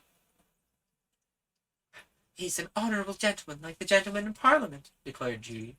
That's my opinion of why I think him nice." "And when I'm a grown-up," was Tim's verdict, "I'll be a soldier just exactly the same, only not yellow, and taller, and not so thick in the middle, and much, much richer, and with CB in front of my name as well at the end." Maria, not being present at the time, said nothing audible, but she liked him too, unquestionably. Otherwise, she would have announced the fact without delay. "He is a lump, rather," she had been heard to remark. Or my pages can get wrong. She had been heard to remark, referring to his actual bulk and slowness of movement when in play. But it was nicely, very nicely made. "I'm sure your Cousin William would rather be left alone to read quietly," said Mother, seeing the trio approach that individual stealthily after tea in the library one evening. He was deep in a big armchair and deep in a book as well. The children were allowed downstairs after their schoolroom tea for an hour when nothing particular was on. "Wouldn't you, William?" she added, and she went on knitting a sort of muffler thing that she held up close to the lamp. She expected no reply, apparently. Cousin William made none, but he raised the level of his book so that it hid his face. A moment before, the eyes had been watching over the top of the advancing trio, eyeing their movements carefully. The children didn't answer either. They separated. They scouted. They executed a flank attack in open order. 3 minutes later, Colonel Stumper was surrounded, and no word was spoken. The scouts just perched and watched him. He was not actually reading, for he hadn't turned a page for about 10 minutes, and it was not a picture book. The difficulty was, however, to get him started. If only Mother would help them. Then Mother unwittingly did so. She dropped her ball of wool, and finding no one made a hand to recover it, she looked vaguely around the room and saw them, and shook her head at them. "Don't bother him just now, he's got a cold. Here, Maria, pick up my wool, darling, will you?" But while Tim, for Maria only moved her eyes, picked up the wool obediently, Cousin William picked himself up with difficulty, tossed his book into the deep armchair, and stalked without a single word toward the door. Mother watched him with one eye, but the children did not stir a muscle. "William, you're not going to bed, are you? Or would you like to, perhaps, have your dinner in your room, a warm drink before going to sleep? It's the best thing for a cold, I always think." He turned at the door and faced her. "Thank you very much, but I am not ill, and I am not going to bed." The negatives sounded like pistol shots. "My cold is nothing to speak of." And he was gone, leaving a trail of fire in the air. The children, cunning in their generation, did not move. There were moments in life, and this was one of them, when "stir a finger in your dead man" was really true. No finger stirred, no muscle twitched. One pair of eyelids fluttered, nothing more. And Mother, happy with her recovered ball of wool, was presently lost in the muffler thing she knitted, forgetful of their presence, if not of their very existence. Signals, meanwhile, were made and answered by means of some secret code that birds and animals understand. The plan was matured in silence. "Good night, Mother," said Judy innocently, a few moments later, stepping up to kiss her. "Good night," said Tim gravely, doing likewise. Maria kissed but said no word at all. They didn't linger, as their custom was, to cuddle in or hear a fairy story. Tonight they were good and businesslike.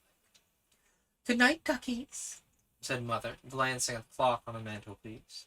"Not quite bedtime yet, but it's been a long day, and I'm sure you're tired out. I shall be up presently to hear your prayers and tuck you up. And, Judy, you might tell Jackman—" But the room was empty. The children vanished. The door banged softly, cutting off the sentence in its middle, and Mother resumed her knitting, smiling quietly to herself. And in the hall outside, Comeback Stumper was discovered, warming his army back before the open fire of blazing logs. He looked like a cart horse. The shadows made him spread so. Maria pushed him to one side. She pushed, at least, but he didn't move exactly. Yet somehow, by a kind of sliding process, he took up a new position in regard to the fire and themselves, the result of which that they occupied the best places, while he stood at one corner in an attitude which resisted attack and yet invited it. "Good evening. Are you warm?" "Oh, no, that's not it at all. Thing is, shall we play hide-and-seek, or would you rather really go to bed, as Mother said, have your dinner and your hot drinks?"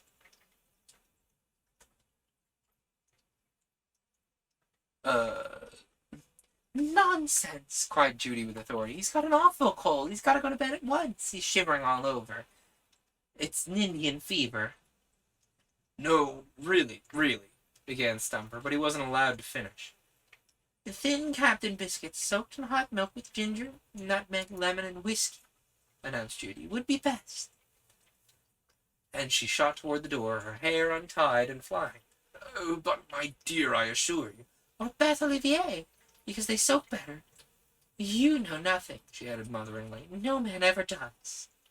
There was a contempt in her voice as well as pity. Why do you know nothing?" inquired Maria, with a blaze of staring eyes, as the door slammed upon her vanishing sister. "I think you know everything," said Tim with pride, decidedly. "Only you've forgotten it in India. I think it's silly." The milk and stuff? Yes, so do I. I hate biscuits, and ginger makes me hot and ill.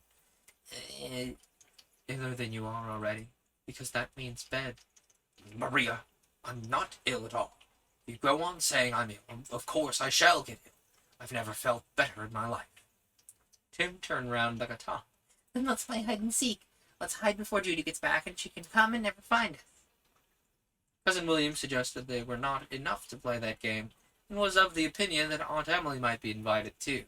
"Oh, no. Not women. They can't hide properly. They bulge." And at that moment Judy appeared in the doorway across the hall. "It's coming. I've ordered everything. Hot milk, and Bath Olivier, and preserved gingers, and—" Cousin William took the matter into his own hands then, for the situation was growing desperate. "Look here," he suggested gravely, without enthusiasm. "I'll take the milk and stuff upstairs when I've gotten to bed, and meanwhile we'll do something else. That is, my cold is too bad to play a game, but I'll tell you a story about a tiger, if you like." The last three words were added as a question. An answer, however, was not immediately forthcoming. For the moment it was a grave one.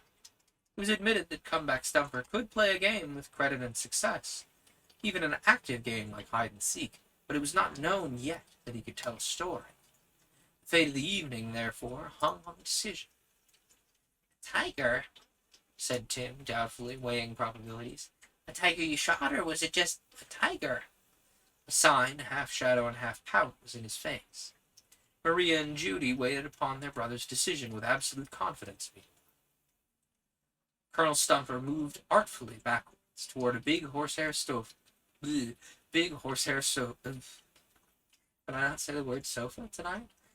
Colonel Stumper moved artfully backwards toward a big horsehair sofa beneath the deer heads and assegai from Zululand. He did it on tiptoe, aware that this mysterious and suggestive way of walking has a marked effect on the children in the dark.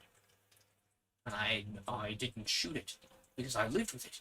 It was the most extraordinary tiger that I've ever known. India? In the world. I ought to know, because I say I lived with it for days. Inside it? Nearly, but not quite. I lived in its cave with the cubs and other things, half-eaten deer and cows and the bones of Hindus. Were the bones black? How did you escape? Why didn't the tiger eat you? He drew the children closely round him on the sofa. I'll tell you, for this is an inaugural occasion, and I've never told this story before to anyone in the world. The experience was incredible, and no one would believe it. But the proof that it really happened is that the tiger has left its mark upon me until I die. But you haven't died yet. But you haven't died. Yet, I mean. You mean tea, silly. Died in another sense than the one you mean, the great soldier and former administrator of a province continued. Died yellow. Oh, is that why? That is why. For living with that tiger for so long, I almost turned into one myself. The tiger nature got into me. I snarl, I growl, I use my teeth ferociously when I'm hungry. I walk stealthily on tiptoe, let my whiskers grow, and my color has the tint of an Indian's tiger skin. Have you got a tail, too? He glared into the blue eyes of Maria Stern. It's growing. It's growing. There was a pause in which credulity shook hands with faith. Belief was in the air. If doubt did whisper, "Let me see, please," it was too low to quite be audible. Comeback Stumper was surrounded by an atmosphere of black-edged glory suddenly. He wore a halo, his feet were dipped in mystery.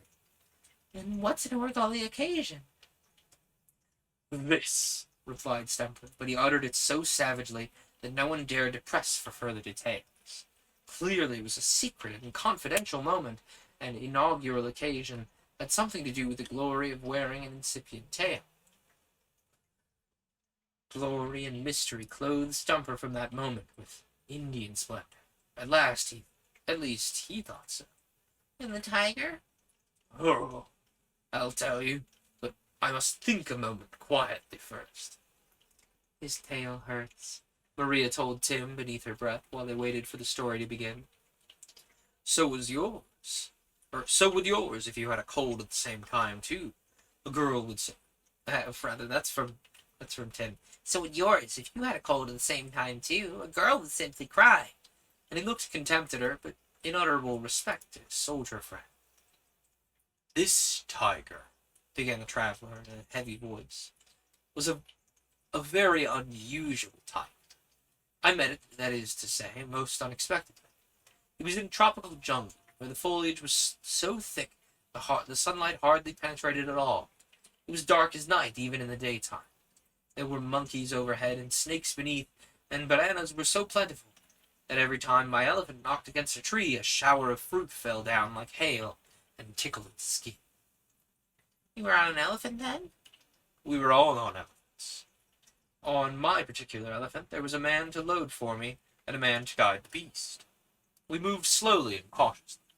It was dark, as I said, but the showers of falling bananas made yellow streaks against the black that the elephant constantly mistook for tigers flying through the air as they leapt in silent fury against the howdah in which we crouched upon his back. The howdah, you know, it's the saddle. Was the elephant friendly? Very friendly indeed, but he found it difficult to see. Then all of a sudden he would give a hop and a jump that nearly flung me off his shoulders. For a long time, that was the bananas tickling him, I suppose. This continued without anything dangerous happening, but all at once he gave a tremendous leap into the air, lifted his trunk, trumpeted like an army bugle, then set off at full speed through the tangled jungle. He had stupidly stepped upon a cobra, and the cobra, before it was squashed to a pulp, had stung him between the big and little toe. On purpose? In an Indian jungle, everything's done on purpose. My elephant raced away, trumpeting in agony at 20 miles an hour. The driver had lost his balance and fallen off. The other man, scrambling along to take his place and steer this monster, fell off after him, taking both my guns with him as he went. And I myself, crouching in a swaying howdah and holding on for grim death, continued to tear through the jungle on top of my terrified and angry elephant. Then suddenly, the branch of a tree caught the howdah in the middle and swept it clear. The elephant rushed on. The howdah, with myself inside of it, swung in midair like a caught balloon. But I saw it could not hold on for long. There was just time to scramble out of it into safety. Upon the branch where there came a sound of ripping, and the thing fell, smash upon the ground some 20 feet below, leaving me alone in an Indian jungle up a tree. And he paused a long moment to produce the right effect and reap the inevitable glory of applause.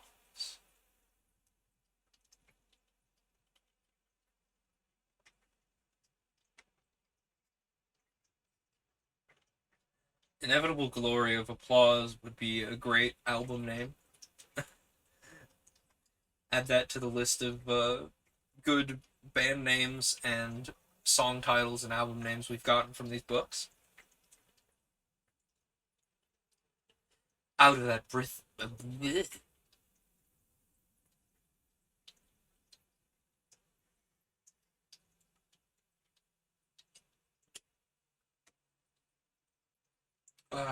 was it?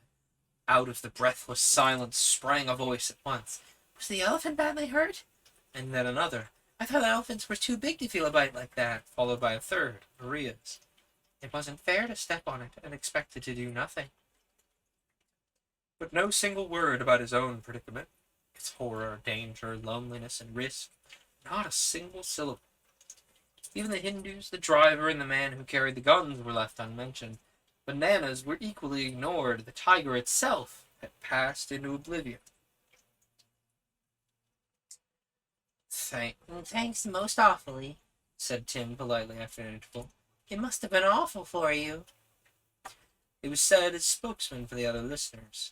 All were kind and grateful, but the actual interest there was none. They took the pause to mean the story was at an end, but they had not cared about it because they didn't believe it. Simply awful, The boy added, as though, perhaps, he had not made it quite clear that he wished to thank, yet he couldn't honestly praise. Wasn't it, Judy? And he jerked his head round toward his older sister. Oh, awful, yes. Neither of them risked inviting the opinion of Maria. Her uncompromising nature was too well known for that. Nevertheless, unasked, she offered her criticism too. Awful, she said, her podgy face unmoved, her blue eyes fixed upon the ceiling, and the whole room seemed to give a long, deep sigh.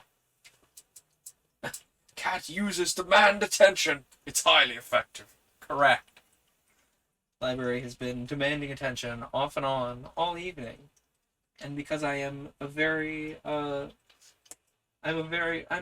willing to pet him.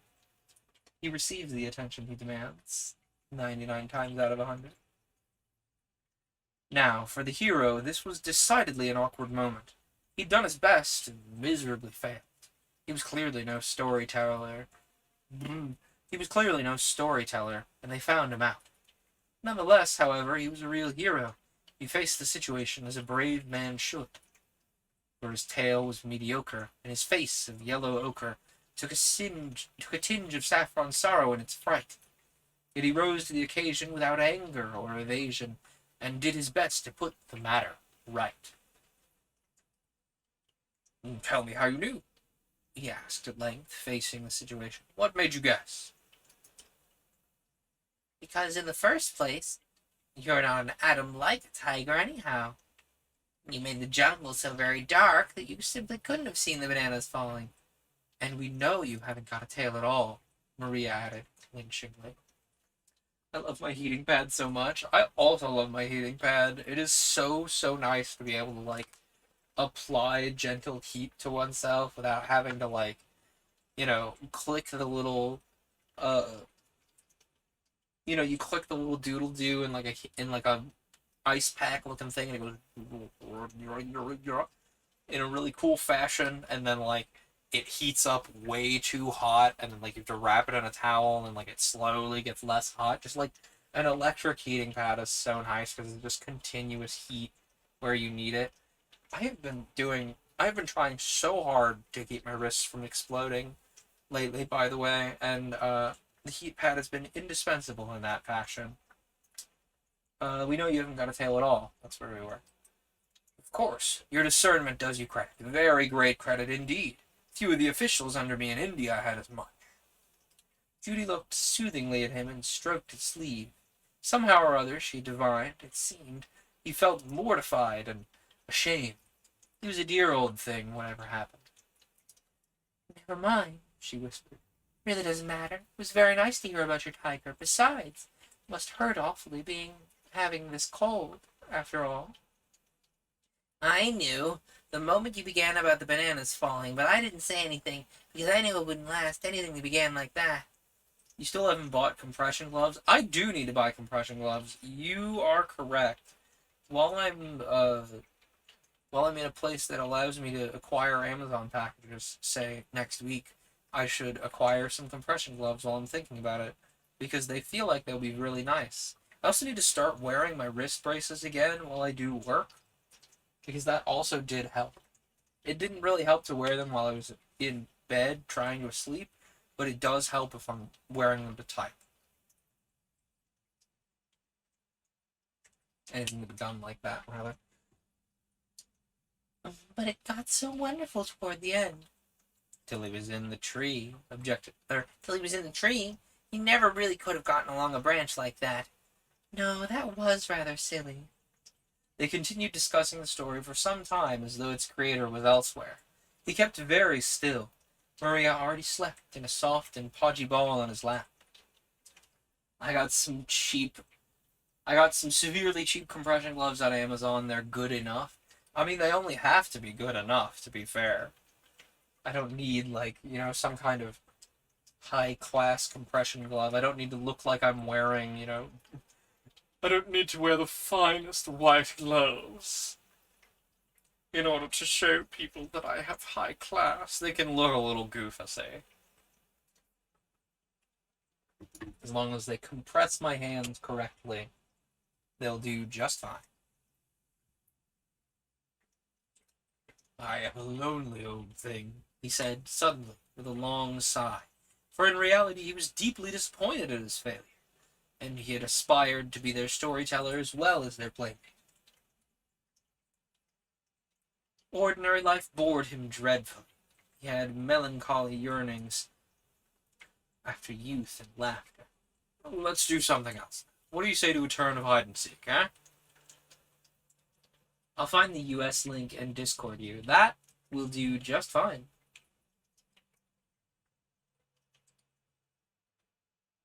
The miraculous Maria woke at this, yawned like a cat, and nearly rolled off on the floor. I dreamed of a real tiger, she informed everyone, but no one was listening. Judy and Tim were prancing wildly. If your cold isn't too bad, it would be lovely. No grown-up could have been more thoughtful of his welfare than she was. I'll hide, and in 5 minutes you come and find me.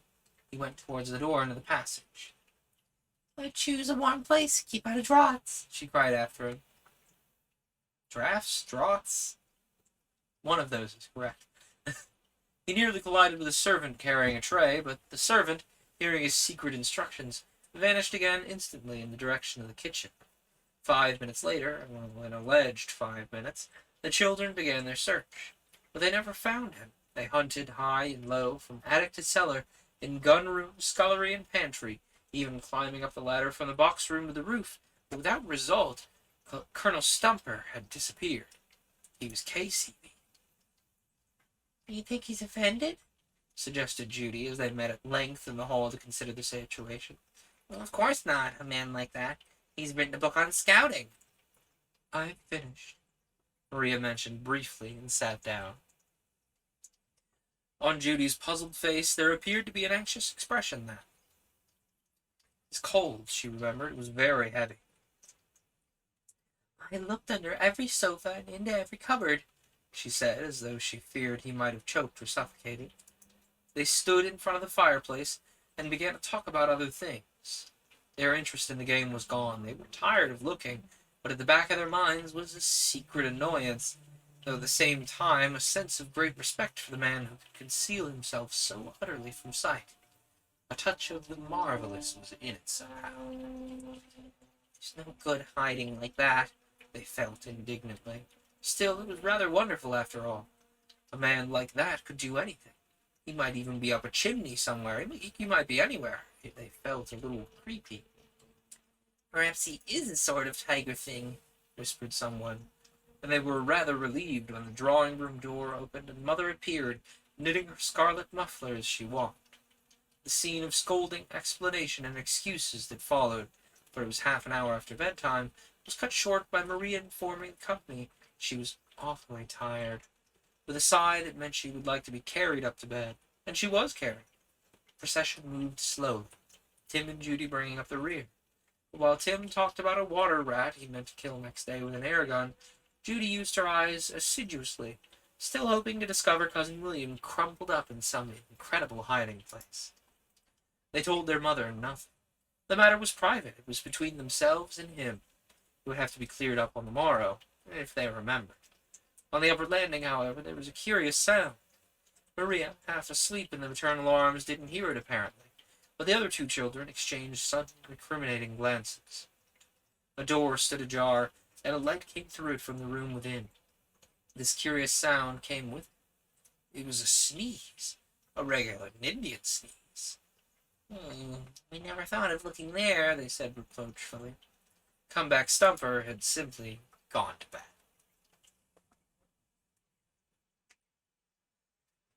Okay, one more chapter before intermission. Yeah, Magnus. You have any more to tell the group? He's like, no, I have no more things to say. I'm busy cleaning. Fair enough, fair enough. Chapter 5. The Birth of Wonder. Meanwhile, their father alone grew neither older nor larger. His appearance didn't change. They couldn't imagine that he would ever change. He still went up to London in the morning, still came down again. He still continued to grind out stories with which they thought thoughtful, and he still, on occasion, said mysteriously, "A day will come," or its variants, "some day," and "a day is coming." Yet though he had fancy, he had not imagination. He did not satisfy it, for while fancy may attend the birth of wonder, imagination alone accompanies her growth. Daddy was too full of stationery and sealing wax in his daily work to have gotten very far. I sent you a pic that is not a troll. Ooh, I do love non-troll pics. Fully expecting like a spoilered Rick roll.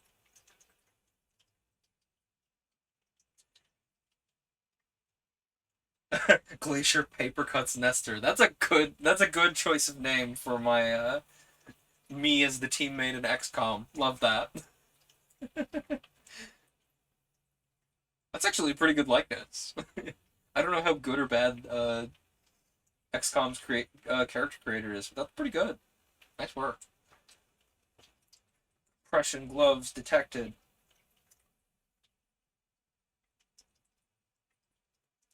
I will have to keep one eye on these. Oh, they come in other colors.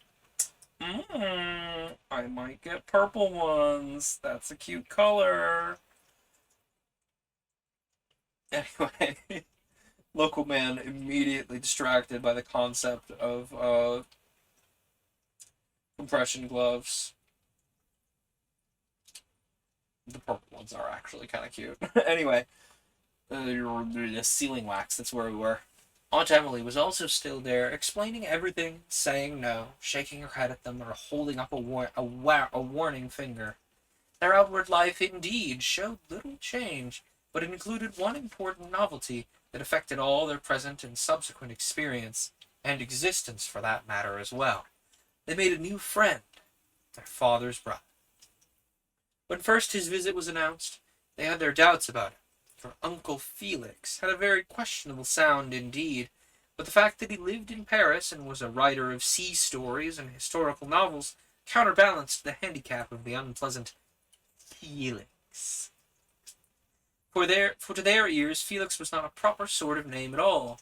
It was all right for a horse, or a dog, or even for a town, but for a man who was also a relation, it was a positive disaster. It wouldn't shorten it, for one thing, and for another it reminded them of a king or someone in a history book, and thus did not predispose them in his favor. It was simply what Tim called a beastly name. Aunt Emily, however, was responsible for their biggest prejudice against him. "You must remember not to bother him, children. You must never disturb him when he's working." And as Uncle Felix was coming to stay for several weeks in the mill house, they regarded him in advance as some kind of horrible excitement they must put up. However, as most things in life go by contraries, this Uncle Felix person turned out just the opposite.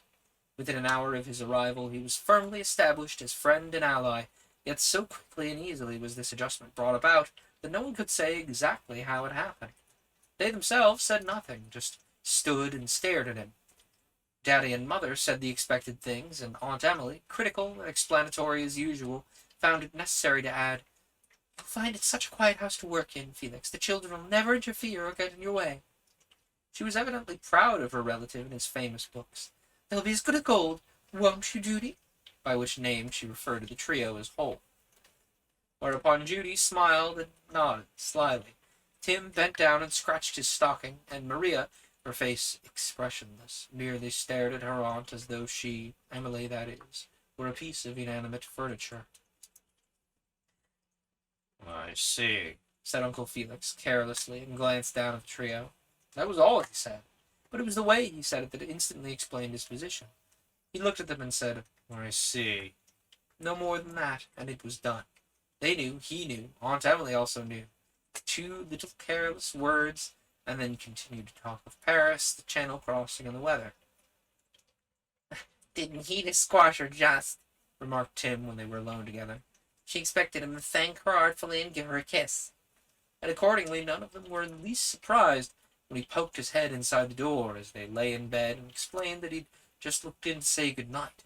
When he left them a moment later, added gravely from the door, "Mind, you never disturb me, children, because if you do—" He shook a warning finger and was gone. He looked enormous in the doorway. From that moment, Uncle Felix became an important factor in their lives.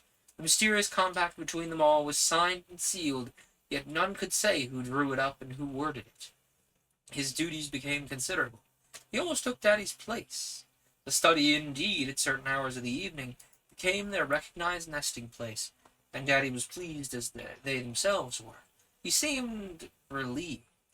He rarely ground out epics now when his brain was tired and full of government stationery and sealing wax. Uncle Felix held the wizard's wand, and what he did with it was this. He raised the sense of wonder in them to a higher level. Daddy had awakened it, certainly, and fed it with specimens they could understand, but Uncle Felix poked it into yet greater activity by giving them something that no one could ever possibly understand.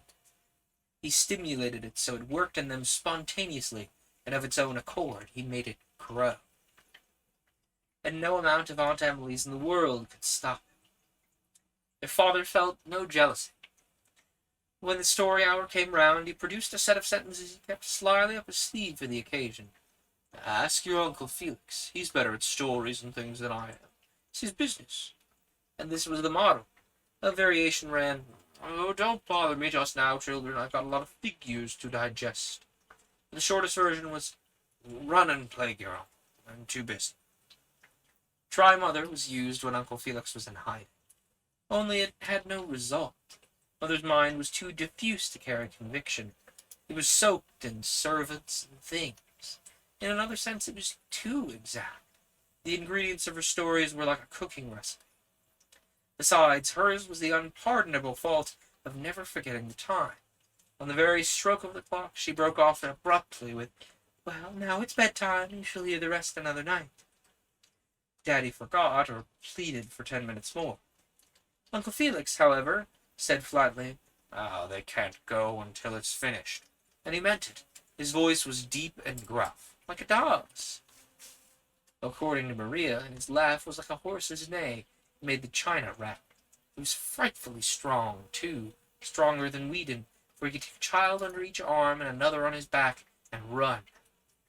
He never smiled when he told his stories, and though this made them seem extra real, it also alarmed deliciously, in a terrible place.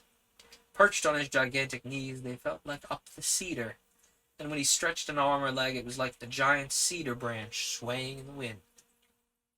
His manner, too, was stern to severity, and his voice was so deep sometimes they could feel it rumbling inside, as though he had swallowed the dinner gong. He was a very important man somewhere. That he was just in the stationery office, but Uncle Felix was an author, and the very title necessarily included all. He wrote historical novels. His name was often in the newspapers. They connected him with the government. It had to do somewhere with the police. No one trifled with Uncle Felix. Yet, strange to say, the children never could be properly afraid of him, although they tried very hard. Their audacity, their familiarity, their daring astonished everybody. The gardeners and coachmen, to say nothing of the indoor servants, treated him as though he was some awful emperor. But the children simply pushed him about. He might have been a friendly Newfoundland dog that wore tailcoats and walked on his hind legs for all they feared a reprisal. He gave them a taste of his qualities soon after his arrival. "No, children, it's impossible now. I'm busy over a scene of my historical novel. Ask your father." He growled at them, frowning darkly. The parental heels had just that instant vanished round the door. "Father's got the figures and says he can't." "Or your mother?" "Mother's doing servants in the housekeeper's room." "Take your foot out of my waistcoat pocket this instant." "Why? How else can I climb up?" He shook and swayed like the cedar branch, but he didn't shake her off. "Because there's money in it. You've got holes in your stockings, and toes with you are worse than fingers." And he strode across the floor, Tim clinging to one leg with both feet off the ground, and Judy pushing him behind as though he were a very heavy door that wouldn't open. He was angry, very angry indeed. He told them plainly what he thought about them. He explained the philosophy of authors to them in brutal sentences. "Leave me alone, you little botherations. I'm in the middle of a scene in a historical novel." It was disgraceful that a man could lose his temper so. "Leave me alone, or I'll—" In the corner of the big nursery sofa there was suddenly silence. It was a chilly evening in early spring. Between the bars, across the windows, the wisteria leaves sifted the setting sunlight. The railway train lay motionless upon the speckled carpet. A cat, so fat it couldn't unroll, lay in a ball of mystery against the high guard of wire netting before the fire. Outside the wind went groaning, and time ran backwards, or else the clock stopped dead. Dusk slipped in between the window bars. The cedars on the lawn became gigantic. They heard the haystacks shuffling out of their tarpaulins. The whole house rose into the air and floated off. Mother, daddy, nurses, beds dropped from the windows as it sailed away. All were left behind, forgotten details of some stupid and uncomfortable life elsewhere. "Quite ready," sighed the top of one cedar to the other. "Waiting, too," came an answer from nowhere. And then the universe paused and settled with a little fluttering sound of wonder. The once upon a time moment entered the room. "There was a thing that nobody could understand," began the gruff, deep voice. "And this thing that nobody could understand was something that no one understood at all." "That's twice they couldn't understand it," observed Judy, in the slight pause he made for effect. "It was alive, and very beautiful. So beautiful, in fact, that people were astonished, and felt rather ashamed because they couldn't understand it. Some declared it wasn't worth understanding at all. Others said it might be worth understanding if they had time to think about it, and the rest decided that it was nothing much, and promptly forgot that it existed. Their lives grew rather dull in consequence. A few, however, set to work to discover what it was, for the beauty of it set something in them strangely burning. "It was a firework, I think," remarked Maria, then felt she'd quite said an awful thing. Tim just glared. It's alive. Uncle Felix just told you. She was obliterated for the moment. Yes, it was alive, and its beauty set the hearts of a few people on fire to know what it meant. It was difficult to find, however, and difficult to see properly when found. These people tried to copy it, and couldn't. Though it looked so simple, it was impossible to imitate. It went about so quickly, too, that they couldn't catch a hold of it, and... But have you seen it? asked Judy, her head bobbing up to his face with eager curiosity. It was a vital question. All waited anxiously for his reply. I have. I saw it first when I was about your age, and I've never forgotten. But you've seen it since, haven't you? It's still in the world, isn't it? I've seen it since, and it's still in the world. Only no one knows to this day why it's there. No one can explain it. No one can understand it. It's so beautiful that it makes you wonder, and it's so mysterious that it makes you... What? asked Tim for the others, while he paused for a moment and stared into their gazing faces. Wonder still more. Another pause followed. And is your heart still burning, Uncle Felix? Does it matter much? Matters a great deal, yes, because I want to find out and cannot. The burning goes on whenever I see the thing that nobody can understand. And even when I don't see it, but I just think about it, which is pretty often. Besides, if I found out why it's there, I should know so much that I should give up writing historical novels and become a sort of prophet instead. They stared in great bewilderment. Their curiosity was immense. They were dying to know what the thing was, but it was against the rules to ask outright. Were their lives very dull? Maria set this problem suddenly, recalling something at the beginning of the story. Oh, very dull indeed. They had no sense of wonder, those who forgot. How awful for them. Awful. He agreed in a long, drawn whisper, shuddering. And that shudder ran through everyone. The children turned toward the darkening room. The gloomy cupboard was a blotch of shadow. The table frowned. The bookshelves listened. The white face of the cuckoo clock peered down upon them dimly from the opposite wall, and the chairs, it seemed, moved up a little closer. And through the windows, the stars were beginning to peep. They saw the crests of the friendly cedars waving against the fading sky. He pointed. High above the cedars, where the first stars twinkled, the blue was deep and exquisitely shaded from the golden streak below. It turned into a color almost purple. The thing that nobody could understand was even more beautiful than that. But no one could tell why it was there. No one could guess. No one could find out, and to this day no one can find out. His voice grew lower and lower still. Tomorrow I'll show it to you. You shall see for yourselves. They hardly heard him now. His voice seemed very far away. What could it be, this very, very wonderful thing?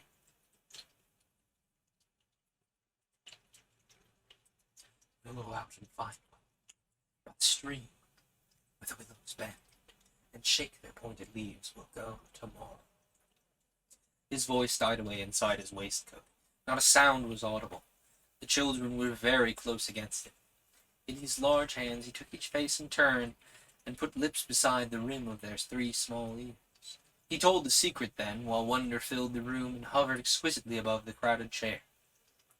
And awakened by the silence, presently the ball of black unrolled itself beside the wire fender, stretched its 4 black legs, and the children, hushed, happy, with a mysterious burning in their hearts, went off willingly to bed, to dream of wonder all night long, and to ask themselves in sleep, why God has put the blue dust upon the body of a dragonfly. Ooh, I'm really liking this. I'm really enjoying this. It's giving off that vibe of like dimly remembered childhood wonder that I find reading The Secret Garden, which is a childhood favorite of mine, I will say. So if the rest of Mr. Blackwood's work is like this, we're definitely reading more. I know I'm repeating myself there, but that's just the truth. Okay, it's time for BRB. It won't be super long. I just need to stretch my legs and pet my cats and grab some water. Not exactly brewing tea this time, so poor Bean Pal has been thoroughly squishled in supporting my elbow this fine evening, so let's de-squishle him a little bit. But like I said, uh, we will. No, wait. I have to type this the hard way. We will be right back. Now is a great time to, if you've been sitting around like I have, get up, stretch your legs, get hydrated if you haven't been drinking along with me. Doubly so if you haven't been drinking along with me. Take your necessary medications. You know, if you've got some evening medications to take, or depending on when you're listening this morning, medications. If you've been forgetting your medication, now's a great time to take. That's my point. Love your pets. I definitely have some love for Sir Magnus and Sir Library during the short break. We will be back as soon as possible. I'm just gonna grab some water and stretch my legs out. Maybe try and work all these yawns out of my face because I'm sick of yawning mid-sentence. And we'll be back with Chapter 6, The Growth of Wonder. How you get that fly, Magnus? You show it who's boss.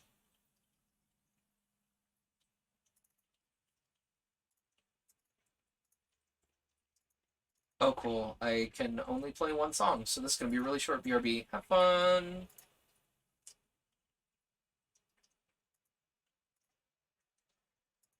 Or I can just not play. You can do it. Play the music. Play that funky music, please.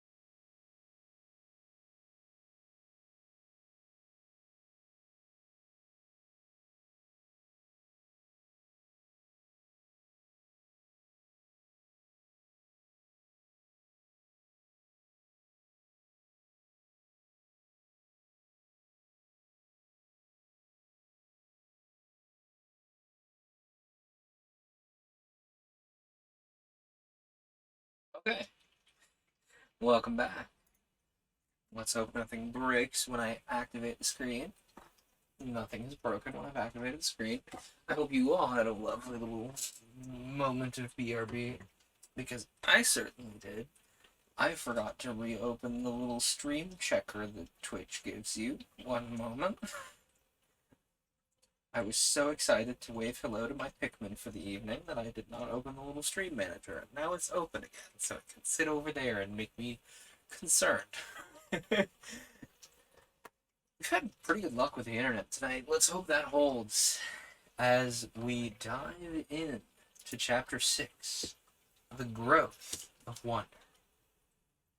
The story of the dragonfly marked a turning point in their lives. They realized that life was crammed with things that nobody could understand. Daddy's reign was over, and Uncle Felix had ascended the throne. Wonder, the growing wonder, ruled the world. The great stranger they had always been vaguely expecting had drawn nearer. It was not Uncle Felix, yet he seemed the forerunner somehow. That someday of Daddy's, they'd almost forgotten its existence, became more and more a possibility. Life had two divisions now, before Uncle Felix came, and now. To Maria alone there seemed no interval. To her it was always now. She had so much wonder in her that she knew. Unlike Library, who doesn't know that we cannot eat the keyboard keys. I know they look very tasty, baby. They look like tasty little gummy lads, but they are not for munchies. I promise. Outwardly, the household ran along as usual, but inwardly this enormous change was registered in 3 human hearts. The adventures that they had before Uncle Felix were the ordinary kind all children know. They invented them themselves. Their new adventures were of a different order, impossible, but true. Their uncle had brought a key that opened heaven and earth. He didn't know that he had brought this key. It was just natural. He let himself in because it was his nature to do so. The others merely went in with him. He worked away in his room, covering reams of paper with nonsense out of his big head, and the trio never disturbed him or knocked at his door or even looked for him. They knew that his real life ran with theirs, and the moment he had covered so many dozen sheets, he would appear and join them. QB. It's true. Oh. Well, there was a library. So many dozen sheets. All people had their duties. His duty was to fill so many sheets a day for printers, but his important life belonged to them, and they just lived it naturally together. He would never leave the old mill house. The funny thing was, whatever he had done with himself before he came there, everything he said and did lit up the common things of daily life with this strange, big wonder. It was his great possession. Yet his method was simple and instinctive. He never thought things out, he just knew. And the effect of his presence upon the other authorities was significant. Not that the authorities admitted or were even aware of it, but that the children saw them differently. Aunt Emily, for instance, whom they used to dread, they now felt sorry for. She was so careful and particular that she was afraid of life, afraid of living. Prudence was slowly killing her. Everything must be done in a certain way that made it safe, only by the time it was safe, it was no longer interesting. They saw clearly how she missed everything, owing to the excessive caution and preparation in her. By the time she was ready, the thing had simply left. Instead of coming into the hayfield at once and enjoying it, she uttered so many warnings and gave so much advice against disaster. Better take this, and better not take that, that by the time they got there, the hayfield had lost all its wonder. It was just a damp, untidy hayfield. And Daddy, however, gained in glory. He approved of his big brother. On his return from London every evening, the first thing he asked was, "What have you been up to all day? Has Uncle Felix given you the moon, or rolled the sun and stars into a colored ball?" Whedon, too, had grown in his own mystery. He made the garden live, and understood the secret life of every growing thing, while Thompson and Mrs. Horton, each in their separate ways, led lives of strange activity in the lower regions of the house, till the kitchen seemed the palace of an ogress, and the pantry was its haunted vestibule. Mrs. Horton's kitchen was a phrase as powerful as open sesame, and the butler's pantry edged the world of mighty dream. Above all, Mother occupied a new relationship toward them that made her twice as splendid as before. Until Uncle Felix came, she was simply Mother, who loved them whatever they did and made allowances for everything. That was her duty, and unless they provided her with something to make allowances for, they had failed in what was expected of them. Her absorption in servants and ordering of meals, in choosing their clothes and warning Jackman about their boots, all this was a chief reason for her existence, and if they didn't eat too much sometimes, and wear their boots out, and tear their clothes, Mother would have been without her normal occupation. Whereas now they saw her in another light, touched with the wonder of the sun and stars. It was proper, of course, for her to have children, but they realized now that she contrived to make the whole world work somehow for their benefit. Mother not only managed the entire household, from the dinner ordering slated breakfast time to the secret whisperings with Jackman behind the screen at bedtime, or the long private interviews with Daddy in his study after tea, she led a magnificent and stupendous life that regulated every smallest detail of their happiness. She was forever thinking of them and slaving for their welfare. The wonder of her enormous love stole into their discerning hearts. They loved her frightfully, and told her all sorts of little things that before they had kept concealed. One moment, there's a fly, and it's been bothering me. I'm going to try and get it.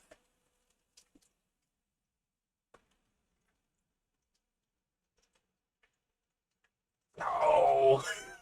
I moved my hand the fraction of a blink of an eye too quickly. Dang it. I almost had it though. If I had more decisively clapped my hands above its head, I might have actually gotten it. I have 3 times in a row and then 3 more times separately caught this fly in an attempt to squish it. There's another bug. Dang, I'm just full of bugs today. I'm not sure if I got it, but I really hope it did, because I'm guaranteed sure that it just peaked the mic real bad. Okay. We will leave the rest. We will leave the large fly that's been bothering me to Magnus and Library, because they've also been chasing it for the past couple of days. Where was I? They loved her frightfully, and told her all sorts of little things that before they had kept concealed. There were heaps and heaps of mothers in the world, of course. They were knocking about all over the place, but there was only one single mother. That was theirs. Yet, in his own peculiar way, it was Uncle Felix who came first. Daddy believed a lot of things. Mother believed in many things. Aunt Emily believed in a certain thing done at a certain time and in a certain way. But Uncle Felix believed in everything, everywhere, and always. To him, nothing was ever impossible. He held, that is, their own eternal creed. He was akin to Maria, moreover, and Maria, though silent, was his spokesman, often. "Why does a butterfly fly so dodgy?" inquired Tim, having vainly tried to catch a painted lady on the lawn. Daddy made a grimace and shrugged his shoulders, yet left the insect quite as wonderful as it was before. Mother looked up from her knitting with a gentle smile and said, "Does it, darling? I hadn't noticed." Aunt Emily, balancing her parasol to keep the sun away, observed in an educational tone of voice, "My dear Tim, what foolish questions you ask, because its wings are so large compared to the rest of its body. It can't help itself, you see." She belittled the insect and took away its wonder. She explained. Tim, unsatisfied, moved over to the wicker chair while Uncle Felix sat drowsily smoking. Drowsily smoking, fittingly, with the yawn in the middle there, drowsily smoking his big meerschaum spot. Meerschaum? How do you say that? Meerschaum. Can this tell me? Look up in dictionary. Oh no, that opened the browser. I wish I'd have known that would have opened Firefox, or I would not have clicked that. Oh, it opens wordnik.com. I have not thought about the website wordnik.com since like 2000, 2007.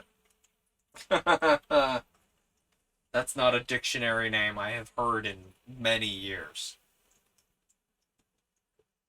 Because, for context, wordnik.com is where some of the early Kindle dictionaries, if I recall correctly, cited from. It was either that or, there was like a reference book called The Book of Useless Information that called out wordnik.com. Regardless, it has been a long time since I've thought of wordnik.com. Well, it's not loading because, I'm streaming. So, I guess, oh no, I've vamped long enough. Noun, a fine, compact, usually white clay-like mineral of hydrous magnesium silicate. H4 hydrogen 4, magnesium 2, silicon 3, oxygen 10. Found in the Mediterranean area and used in fashioning tobacco pipes and as a building stone. A tobacco pipe made with a bowl of this mineral. From another dictionary, a hydrated silicate of magnesium occurring in fine white clay-like masses, which when dry will float on water. Sepulite. Okay, so it's a type of clay, essentially, commonly used in smoking pipes. Neat. That's our fun word for the day. Everybody remember Meerschaum. He pointed to the vanishing painted lady and repeated his question in a lower voice so that the others could not hear. Why does it fly like that? All dodgy. Whatever happened, the boy knew his uncle would leave the butterfly twice as wonderful as he found it. But no immediate answer came. They watched it for a moment together in silence. It behaved in the amazing way peculiar to its kind. Nothing in the world flies like a butterfly. Birds and other things fly straight, or sweep in curves, or rise and drop in understandable straight lines. But the painted lady obeys no such rules. It dodges, it darted, it dodged and darted, it jerked and shot. It was everywhere and anywhere, least of all where it ought to have been. The swallows always missed it. It simply doubled and disappeared round the corner of the building. Then, puffing at his pipe, Uncle Felix looked at Tim and said, I couldn't tell you. It's one of the things nobody can understand, I think. Yes, it must be. At this there was a considerable pause. But there must be some way of finding out, the boy said presently. He'd been thinking over. There is. The man rose slowly from his chair. What is it? Try it ourselves. See if we can do the same. And they went off instantly, hand in hand, and vanished round the corner of the building. The adventures they had since Uncle Felix came were of this impossible and marvelous order. That strange and lovely cry, "There's someone coming!" ran through the listening world. I believe there is, said Uncle Felix. Some day he'll come, and a tremendous thing will happen. Was another form of it, to which the answer was, I know it will. It was much nearer to them than before. It was just below the edge of the world, the edge of life. It was in the air. Any morning they might wake and find the great thing was there, arrived in the night while they were sound asleep. So many things gave hints. A book might tell of it between the lines. Each time a new book was opened, a thrill slipped out from the pages in advance. And yet no book they knew had ever told it. Not really. Out of doors, indeed, was the more likely place to expect it. The tinkling stream either ran towards it or else came from it. That was its secret. The secret was it was always singing about it, day and night. But it was impossible to find the end and the beginning of any stream. Wind, moreover, announced it too, for wind didn't tear about and roar like that for nothing. Spring, however, with its immense hope and expectation, gave the clearest promise of all.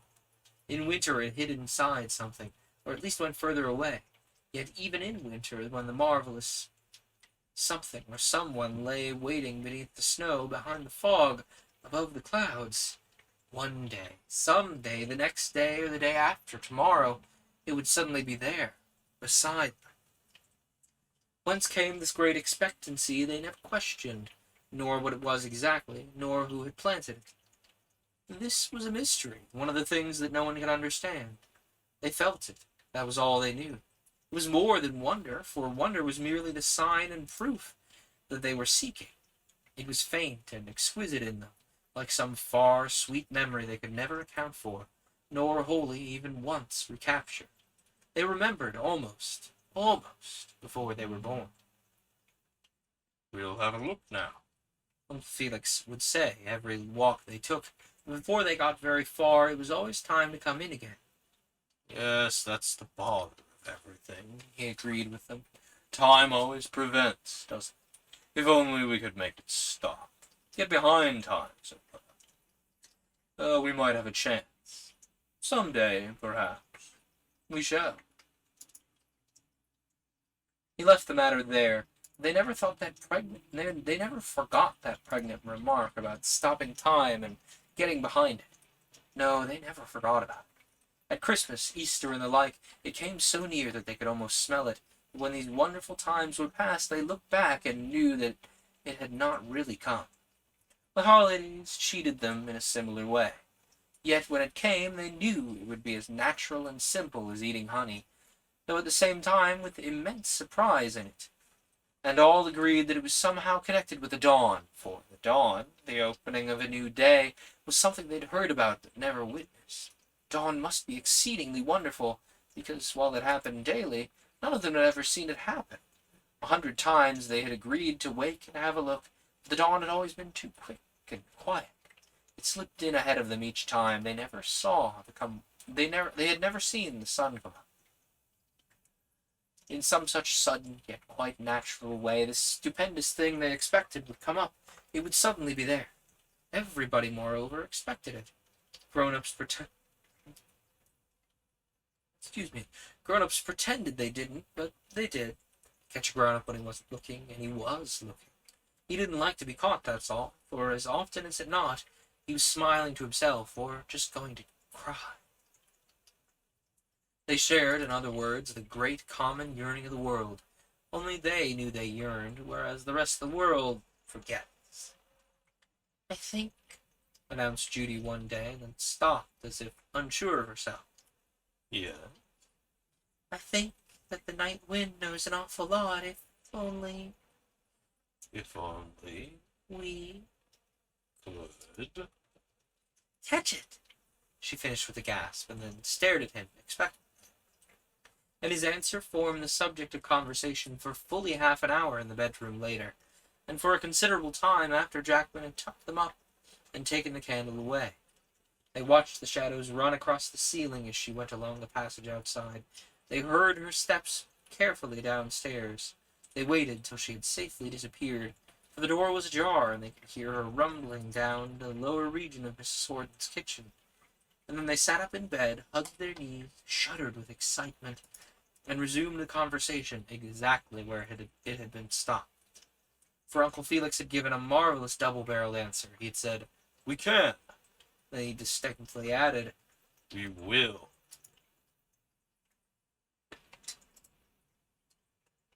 I really like this.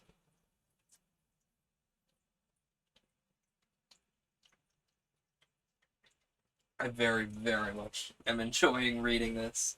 I don't know if that's coming across in the way I'm reading, but I'm really enjoying this. It has this sense of whimsy. Like, you can feel that little chunk of whimsy and wonder that is being nurtured in the children, growing, within them, and it is stirred to action within you as you read it, I feel. Sometimes these classics are interesting from a more, academic or historical perspective. Some of these science fiction pulp things I'm reading, I'm like, wow, that's how they did that trope back then, and that's part of what's interesting. But this is just a very engaging tale being told. I'm a big, big fan. I'm gonna have to see if there's any more interesting work from Mr. Algernon. Let us dive into Chapter 7, Imagination Wakes. For the night wind already had a definite position in the mythology of the old mill house. And since Uncle Felix had taken to reading aloud certain fancy bits from the historical novel he was writing at the moment, it had acquired a new importance in their minds. These fancy bits were generally scenes of action, in which the night wind either dropped or rose unexpectedly. He used the children as a standard. Thank you very much, Uncle. Meant failure. The imagination was not touched, but questions were an indication of success. The audience wanted further details, for he knew it was the child in his audience that enjoyed such scenes, and if Tim and Judy felt no interest, neither would Mr. and Mrs. William Smith of Peckham. To squeeze a question out of Maria raised hopes in the second edition. A duke, disguised as a woman or priest, landing at night, a dark man stealing documents from a tapestried chamber of some castle, where bats and cobwebs share the draughty corridors. Such scenes were incomplete unless a night wind came in audibly at a critical moment. It wailed, groaned, whistled, cried, sang, sighed, sewed, or sobbed. Keyholes and chimneys were its favorite places. Trees and rafters knew it too. The sea, of course, also played a large part in these adventures, for water above all was the element Uncle Felix loved and understood, but this night wind, being born at sea, was also of distinct importance. The sea was terrible, the wind was sad. To the children it grew more and more distinct with each appearance. It had a personality. It led a curious and wild existence. It had privileges, prerogatives. Owing to its various means of vocal expression, singing, moaning, and the rest, a face belonged to it with lips and mouth, teeth too, since it whistled, I suppose. It ran about the world, and so had feet. It flew, so wings pertained to it. It blew, and that meant cheeks of sorts. It was a large, swift, shadowy being, whose ways were not the ordinary ways of daylight. It struck blows. It had gigantic hands. Moreover, it came out only after dark, an ominous and suspicious characteristic, rather. Why isn't there a day wind, too? There is, but it's quite a different thing. You might as well ask why midday and midnight aren't the same, because they come both at 12 o'clock. They're simply different things. Of course. And a man can't be a woman, can it? The night wind's nature, accordingly, remained a mystery rather, and its gender was also undetermined. Whether it saw with eyes or just felt its way about like a blind thing wandering was another secret matter undetermined. Each child visualized it differently. Its hiding place in the daytime was equally unknown. Owls, hats, and burglars guessed its habits best, and that it came out of the hole in the sky was perhaps the only detail all unanimously agreed upon. It was a pathetic being, rather. Magnus, do my toes smell good? Why are you giving me the sniff snorf, bud? Making me nervous down there. No, I had to sniff your feet. Sniff, sniff, snorf. Okay. Whatever you say, man. Sorry, I am trying to, position myself without having my feet on camera because feet are against terms of service. And I don't want to get bonked. Pathetic being, rather. That's where we were. This night wind used to come crying round the bedroom windows sometimes, and the children liked it, though they did not understand all its melancholy beauty.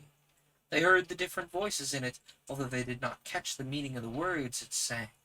They heard its footsteps, too. Its way of moving awed them. Moreover, it was forever trying to get in. Its wings. Big dark wings, very soft and feathery. It's a woman with sad black eyes, that's how I like it. It's someone, declared Maria, who was asleep before it came, and so rarely heard it at all. And they turned to Uncle Felix, who knew all of that sort of thing, or at any rate could describe it. He took a moment and found the words. They lay hidden in his thick back hair, apparently. There was a little on the top, for he always scratched his head a good deal when they asked him questions about such difficult matters. What is it really? What is it really? The night wind, they asked bravely. Why does it sound so very different from the wind in the morning and the afternoon? There is a difference. It's a quick, dark, rushing thing, and it moves like anything. Yes, yes, we know that. And has long hair, he added hurriedly, looking into Tim's staring eyes. And that's what makes it swish. The swishing, rushing, hushing sound it makes. That's its hair against the walls. Oh, we've got another follow. Who are we welcoming to the igloo? Oh no, that's another raid. I really need to fix my raid sounds. Welcome, everyone from Arno Quendy. I was going to go say hi to you after the end of the stream, I guess. I'm really hitting a roll here. Welcome, everybody, to the igloo. My name is Glacier Nestor. We are currently reading The Extra Day by Algernon Blackwood. This show that's actively happening is called Paper Cuts. And I read aloud audiobooks to you all on the fly. Those of you, since you're coming from Arno Quendy, you should be very familiar with that concept. Good to see you, by the way. I was hoping to drop in on you. Were you doing like an Otome type thing today, or was that the other day? I do my best to drop in whenever my internet allows. Most of the time it doesn't, but I do very much enjoy your streams. Arno Quendy is a fellow member of the United Storytellers Guild / group. Oh, you were a Otome tonight. Okay, good. I was on the right brain. A fellow member of the United Storytellers group. I think it is officially group. I keep saying guild, and that's not right, but it feels more correct. We're just a big pile of reading streamers. We are. We do community events. When's the next book night? I think the next book night's late in this month. They're usually later in the month. Like, last one was Ready Player One on the 24th of March. If I had not been juggling so many limes in March, by the way, I would love to have shown up to that. Because I love Ready Player One. It's a really entertaining novel. I cannot defend its writing, academically, but it is a great time to read. Oh, April 30th this time. Is it the last unicorn this month? That sounds vaguely correct. It is the last unicorn. I remembered. Very good. That usually goes live on as many guild members' channels at once as we can manage. So keep one eye or one ear out for that.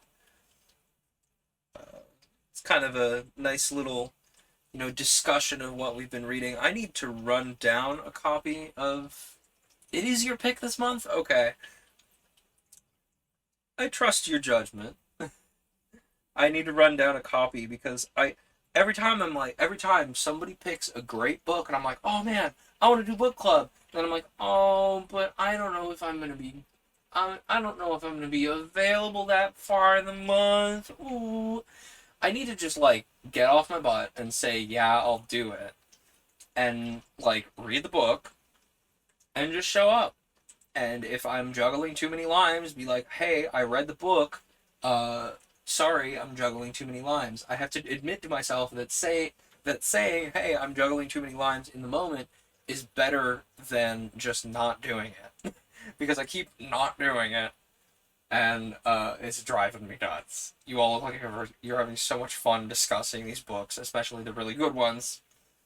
Good luck finding it. I will have to hassle my local library, and not my cat, at the actual library. Check the Discord for info on how to read it. Good point. There is a United Storytellers Guild Discord. Let me slap that command in chat real quick. Type very slowly with my on-screen keyboard because I spilled a soda on my computer and the keyboard don't work no more. But I'm in the process of acquiring a replacement keyboard. But there's the Discord for the USG. It's a good time there. Libraries do rock. Libraries are the best. Support your local library, y'all. Even if you don't have a bunch of books you want to read, just go hang out in your local library. Just go hang out. find something cool to do. Most libraries have a bunch of like weird, eclectic little programs that are a ton of fun to interact with. I promise. Like my local, when I'm at home, uh, when I'm not, bouncing around, my local at home has a boba shop. Like as you walk in, on the one side, I'm like, yes, boba. And like, I need to double check that my like ebook access works because that's so nice to be able to just download, temporary limited access, like temporary ebook files and just be like, "Brr, I have read this." Like, don't get me wrong, I do love reading, my paper books that I cart around, but like, I have had an ebook reader since like the second generation Kindle, and they are absolutely indispensable. I am HO. Anyway, we have a lot of fun in the USG Discord. And if you want more Overdrive and Libby, yes, mega hype. Mega hype is correct. Uh, yeah, we have a lot of fun in that Discord. If you want more like paper cuts, definitely go check it out. Anyway, where was I? I was in the middle of a sentence. I could stream without my Kindle Fire. Honestly, for a good while before I was like, I want the text on screen, I literally had like a Kindle Paperwhite in my hands. Yeah, I couldn't stream without my Kindle Fire. I know the feel. Like, yeah, like your stream setup kind of feels like you are streaming from that, but like they're really, really nice, and they're like nice little, self-contained Android tablets, even if you're not getting like the e-ink Paperwhite lads. Oh, I've bounced off of too many topics. Where was I? But yeah, like I had like the second generation Kindle where it still had the built-in keyboard and it had little thin page buttons on either side. I read so much on that thing that I burned out the screen. I figured you were. You manage well. I have enough trouble streaming like from my laptop computer. But yeah, I burned out the screen on that thing, and then like I still have it in a cabinet somewhere in case I ever get up the gumption to buy a replacement screen and fix it because they are the best version of the Kindle. That's my soapbox, and I'll get back to that when I'm not in the middle of a book. Ask me about that while we're playing a solo tabletop RPG. Why that version of the Kindle is the best one, and that will be the time that I complain about it. Now we need to get back to reading because this is a really great book.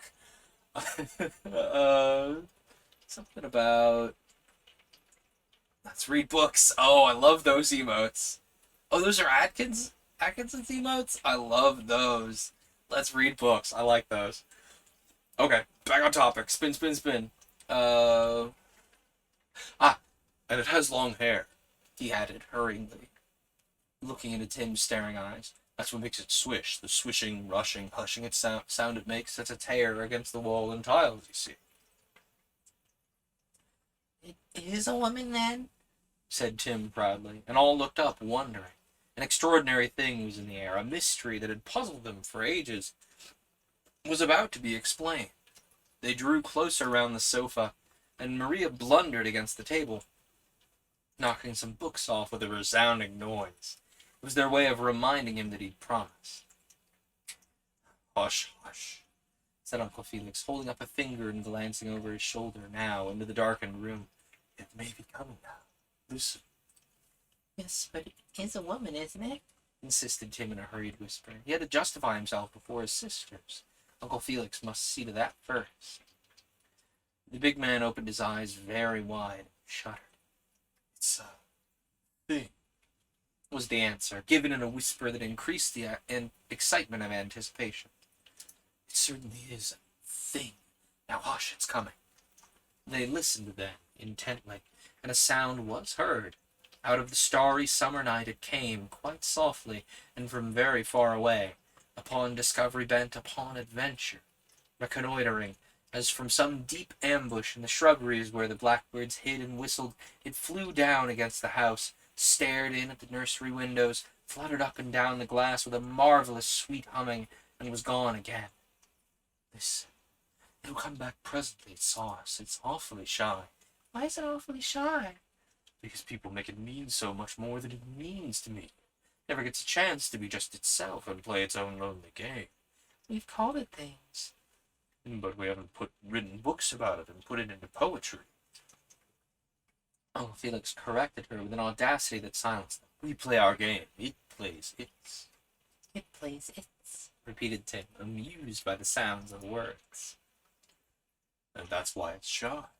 The man held them to the main point. It dislikes showing itself. Why is the game lonely? Someone asked. There was general feeling that Uncle Felix had been caught this time without an answer. For what explanation could there possibly be of that? Their faces were half triumphant, half disappointed already. He smiled quietly. He knew everything in this world. It's unhappy as well as shy, because nothing will play with it. Everything's asleep at night. Comes out just when other things are going in. Trees answer it, but they answer in their sleep. Birds tucked away in nests and hiding places don't even answer at all. The butterflies are gone, the insects lost. Leaves and twigs don't care about being blown when there's no one there to see them. They hide too. If there are clouds, they're dark and sulky, keeping their jolly sides toward the stars and moon. Nothing will play with the night wind, so it either plays with the tiles on the roof and the telegraph wires. Dead things that make a lot of noise but never leave their places for a proper game, or else just plays with itself. Since the beginning of the world, the night wind has been shy and lonely and unhappy. It was unanswerable. They understood. Their sense of pity was greatly touched. Their love as well. Do pigs really see the wind, as Daddy says? Inquired Maria abruptly, feeling the conversation beyond her. She merely obeyed the laws of her nature. But no one answered her, no one had even heard the question. Another sound absorbed their interest and attention. There was a low, faint tap on the window pane. A hush, like church, fell upon everybody. And Uncle Felix stood up to his full height suddenly and opened his arms wide. He drew in a long, deep breath. "Come in," he said, splendidly. The tapping, however, grew fainter and fainter till it finally ceased. Everybody waited expectantly, but it was not repeated. Nothing happened. Nobody came in. The tapper had retreated. It was a twig, whispered Judy after a pause. a virgin creeper. But it was the wind that shook it, exclaimed Uncle Felix, still standing and waiting as though he expected something. The night wind! Look out! A roaring sound over the roof drowned out his words. It rose and fell like laughter, then like crying. It dropped closer, rushed headlong past the window, rattled and shook the sash, then dived away into the darkness. Its violence startled. A deep lull followed instantly, and the little tapping of the twig was heard again. Odd. Just when the night wind seemed furthest off, it was all the time quite near. It had not really gone at all. It was hiding against the outside walls. It was watching them, trying to get in. The tapping continued for half a minute or more. A series of hurried, gentle little knocks as from a child's smallest fingertip. It wants to come in. It's trying. Whispered someone. It's awfully shy. It's lonely and frightfully unhappy. It likes us and wants to play. There was another pause and silence. No one knew quite what to do. There's too much light. Let's put the lamp out, said a genius, using the voice of Judy. As though by way of answer, there followed instantly a sudden burst of wind. The torrent of it drove against the house. It boomed down the chimney, puffing an odor of soot into the room. It shook the door into the passage. It lifted an edge of carpet, flapping it. It shouted, whistled, sang, using a dozen different voices all at once. The roar fell into syllables. It was amazing. A great throat uttered words they could scarcely believe their ears. The wind was shouting with a joyful, boisterous shout. "Open the window! I'll put out the light!" All heard the wonderful thing. Yet it seemed quite natural in a way. Uncle Felix, still standing and waiting, as though he knew not exactly what was going to happen, moved forward at once and boldly opened the window's lower sash. In swept the mighty visitor, the stranger from the air. The lamp gave one quick flicker and went out. Deep stillness followed. There was a silence like the moon. The shy night wind had come into the room.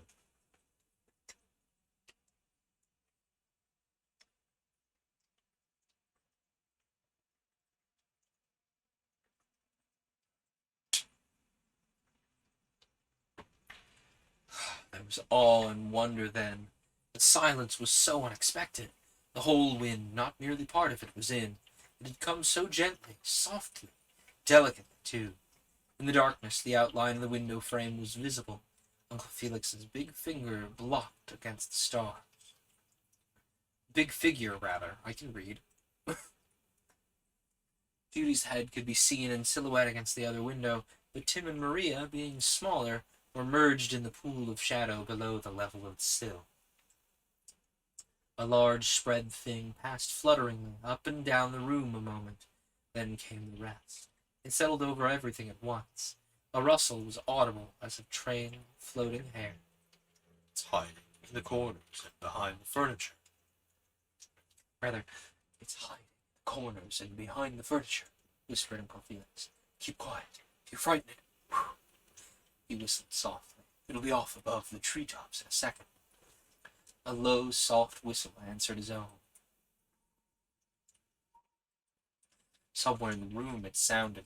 There was no mistaking it, though the exact direction was difficult to tell, for while Tim said it was through the keyhole, Judy declared positively that it came from the door of the big broken cupboard opposite. Maria stated flatly, chimney. Hush, it's talking. It was Uncle Felix's voice, breathing very low. It likes us. It feels we're friendly. A murmur as of leaves was audible, or as of a pine bough singing in a breeze. Yet there were words as well, actual spoken words. Don't look for me, please. I do not wish to be seen. You may touch me. I like that. I hope that really breathy voice didn't get chopped out by OBS, because I liked that. That was fun. The children spread their hands out in the darkness, groping, searching, feeling. Your voice. The sighing voice continued.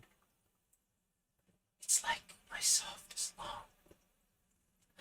Your hair feels as grass feels on the hilltops, and the skin of your cheeks is as smooth and cool as the water surface of my lily ponds at midnight. I know you. It raised its tones to singing. Your children. I kiss you all. I feel you, Judy said in her clear, quiet voice. But you're cold. Not really, was the answer that seemed all over the room at once. I'm come from very high up tonight. There's been a change. A lower wind was called away suddenly to the sea, and I dropped down with hardly a moment's warning to take its place. The sun has been very tiresome all day, overheating the currents. Uncle, you ask it everything. Simply everything.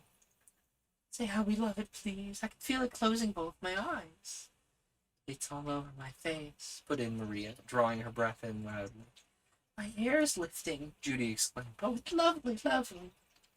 Uncle Felix straightened himself up in the darkness. They could hear him breathing with the effort. Please, tell us what you do. We all can feel you touching us. Play with us as you play with trees and clouds and sweeping flowers along the hedgerows. A singing, whistling sound passed softly round the room. There was a whir and flutter, as when a flight of bees or birds goes down the sky, and a voice, a plaintive yet happy voice, like the plover who cry to each other on the moors, was audible. I run about the world at night, yet cannot see. My hair has grown so thick these millions years, it covers me. So like a big blind thing I run about, and know all things by touching them. I touch them with my wings. I know each one of you by touching you. I touch your hearts. I kind of lost the meter of that. I'm sorry. I feel you. I feel you touching me. And I. The others cried. It's simply wonderful. An enormous sigh of happiness went through that darkened room.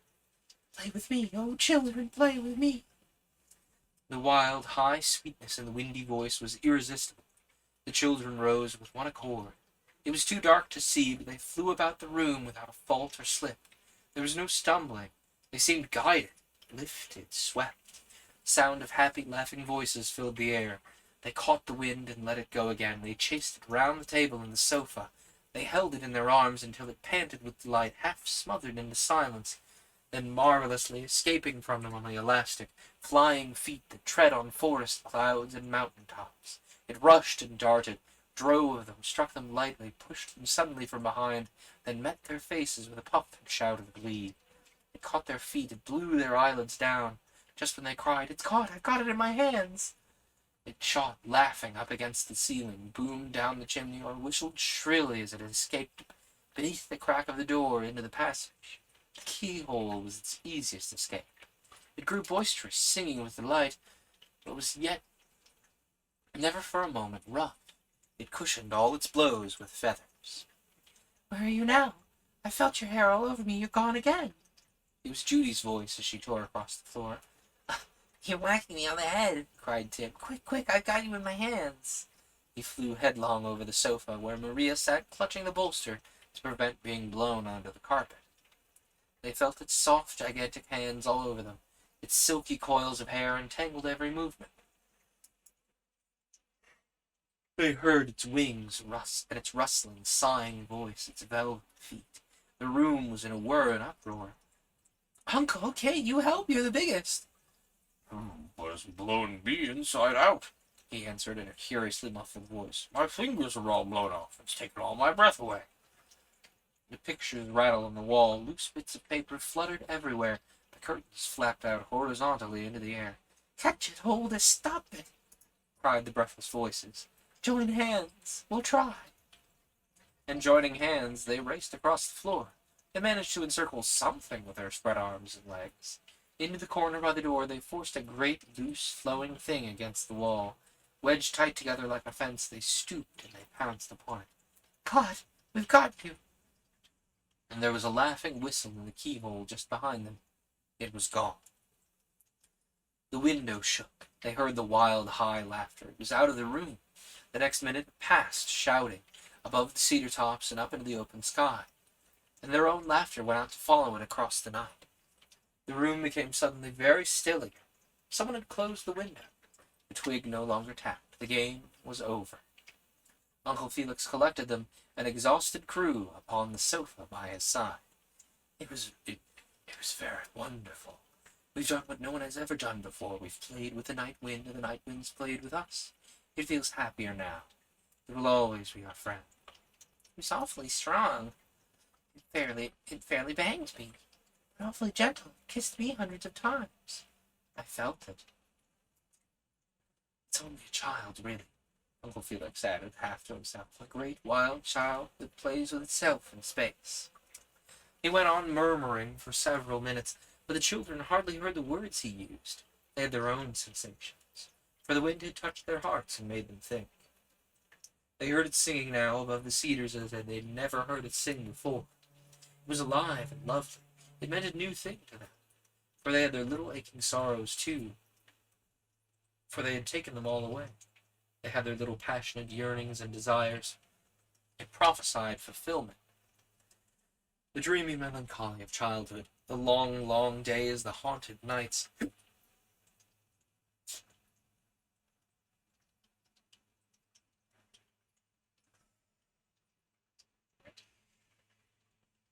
The dreamy melancholy of childhood, the long, long days, the haunted nights, the everlasting afternoons, all these were in its wild, great, windy voice. The sighing, the mystery, the laughter, too.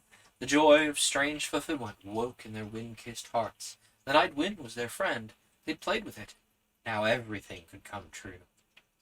And the next day, Maria, lost to the authorities for over an hour, was at length discovered by the forbidden pigsties, in a fearful state of mess, but very pleased and happy about something.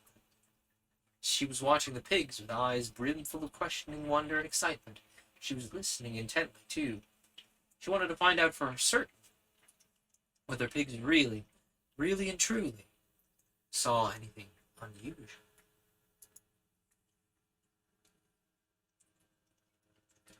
Okay, let me sip up some water. I think I've got at least one. That sounds like a very low playing. I don't know if y'all can hear it. Seems like you could very faintly hear it for a moment there. That sounds like a low plane. Is there an airport near here? I don't think there's an airport near here. Where are you landing? Sorry.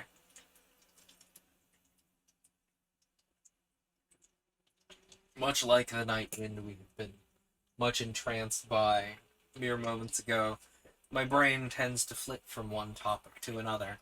Not quite so bad as some other people I know, but I still have that quality, you know? To put it in short, ADHD people need to stop being so relatable, or I need to go see a doctor. Anyway, let's dive into chapter 8. Last one for the night, where wonder hides. The children had never been to London, but they knew the direction in which it lay. Beyond the crumbling kitchen garden wall, where the wallflowers grew in a proud column. The sky looked different there, a threatening quality in it. Both snow and thunderstorm came that way, and the dirty signpost London Road outside the lodge gates was tilted into the air significantly.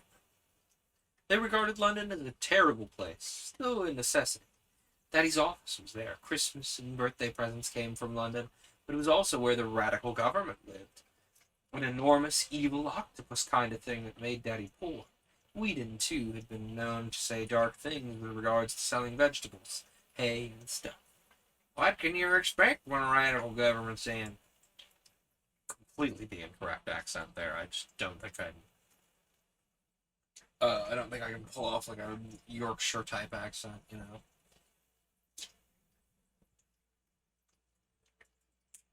And the fact that neither he nor Daddy did anything to move it away proved what a powerful thing it was, and made them feel something hostile to their happiness dwelt London way beyond that crumbling wall. The composite picture grew steadily in their little minds. When ominous clouds piled up on that northern horizon, floating imperceptibly towards them, it was a fragment of London that had broken off and come rolling along to hover above the old mill house. A very black cloud was the seat of government. London itself, however, remained as obstinately remote as heaven, yet the two visibly connected. For while the massed vapors were part of London, the lanes and holds of blue were certainly the vestibule of heaven. A seat in the heavens must mean something, they argued. They were quite sweetly reverent about it. They merely obeyed the symbolism of their primitive age. I shall go to heaven, Tim said once when they discussed dying as if it were a game. He wished to define his position, as it were. But you haven't been to London yet. London's a metropolis. Metropolis? What an awful thing to say. No one quite knew why. Part of their dread was traceable to this word. Ever since someone had called it the metropolis in their hearing, they'd associated vague awe with the place. The ending opolis sounded to them like something that might come on top of us, and that again brought octopus into mind. It seemed reckless to mention London and heaven together, yet was right and proper at the same time. Both must one day be seen and known, one as inevitably as the other. Thus heavenly rights were included in their minds with the ticket to London, far, far away, when they were much, much older, and both trips were dreaded, yet looked forward to. Maria, however, held no great opinion of either locality. She disliked the idea of long journeys to begin with, and having no objection to moving her eyes, she was opposed to moving her body, unless towards an approved certainty. Not sure how much longer the chapter is, but I would like to remind you of the time passing and what time you need to be up in the morning. Thank you very much, darling. That's exactly why I was planning on this chapter being the last one, because I do have many hours of a journey in the morning, and time continues to pass, despite my not paying it any attention. Where were we? Approved certainty? That's where we were. Puddings, bonfires, and laps at story time were approved certainties. Heaven and London, apparently, were not. She was contented where she was. London's a bother, was her opinion. It meant a rush in the hall when the dog cart was waiting for the train, and Daddy was too late to hear about bringing back a new blue eye for a broken doll. As for the other place, her ultimatum was hardly couched in diplomatic language, to say the least. An eternal Sunday was not her ideal of happiness. Aunt Emily, it was stated, would live in heaven when she died, and the place had lost its attractiveness in consequence. For Aunt Emily used long words and heard their Sunday colics, and the clothes she wore on that seventh worthless day reminded them of village funerals or unhappy women who came to see over the house when it was to be let, and asked mysterious questions about something called the drain. Daddy's top hat with a black band was another item in the Sunday and Metropolis picture. London and heaven, as stated, were not looked forward to unreservedly. There were compensations, though. They knew the joy of deciding who would go there. Stumper, of course, for one, was the only place he would not come back from. He would be KCB. Uncle Felix, too, because it was his original source of origin. Mother repeatedly called him Angel, after all, and even if she hadn't, it was clear he knew all about both places by the way he talked. Stumper's India was not quite believed in knowing the way he described it, but Uncle Felix's London was real, living, while the other marvelous things he told them could only have happened in some kind of heavenly place. His position, therefore, was unshakable, and Mother and Daddy also had immemorial rights. Others of their circle, however, found themselves somewhat equivocally situated. Thompson and Miss Horton were uncertain, for since there was no marriage there would be no families to wait upon or cook for. Whedon also was doubtful. Having never been to London, the alternative happiness was not properly within his grasp, whereas the postman might be transferred from the metropolis to the stars at any minute of the day or night.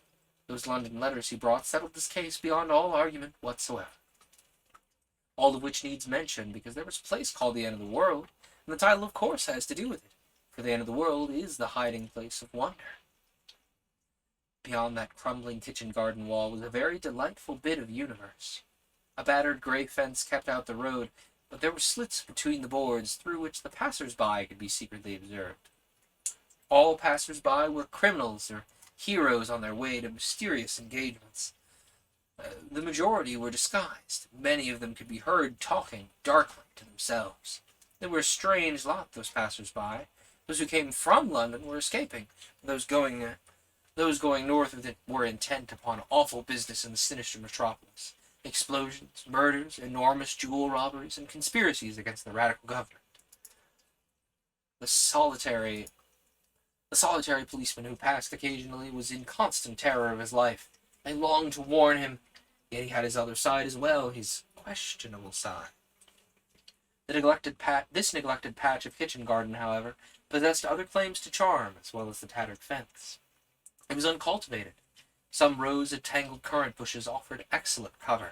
There was a fallen elm tree whose trunk was home, a pile of rubbish that included scrap iron, old wheelbarrows, broken ladders, spades, and wire netting, and chief of all, there was the spot behind the currant bushes where Whedon, the gardener, burnt dead leaves. It was sad, but mysterious and beautiful, too, this burning of the leaves, though, according to Uncle Felix, who gave the gardener's explanation, it was right and necessary. They loved the smoke, too, hanging in the air above the lawn, with its fragrant smell and shadowy distances. "Oh, gardener, how can you let them burn?" "Because they've had their turn, and nobody wants their shade. These withered-up messes and worn-out dresses I tuck round the boots of shivering roots, till the spring makes 'em over like roses and clover, but nobody wants dead leaves, nor nobody wants their shade." I think I muffled the cadence of that in trying to hit an accent. A deserted corner, yet crowded gloriously with life.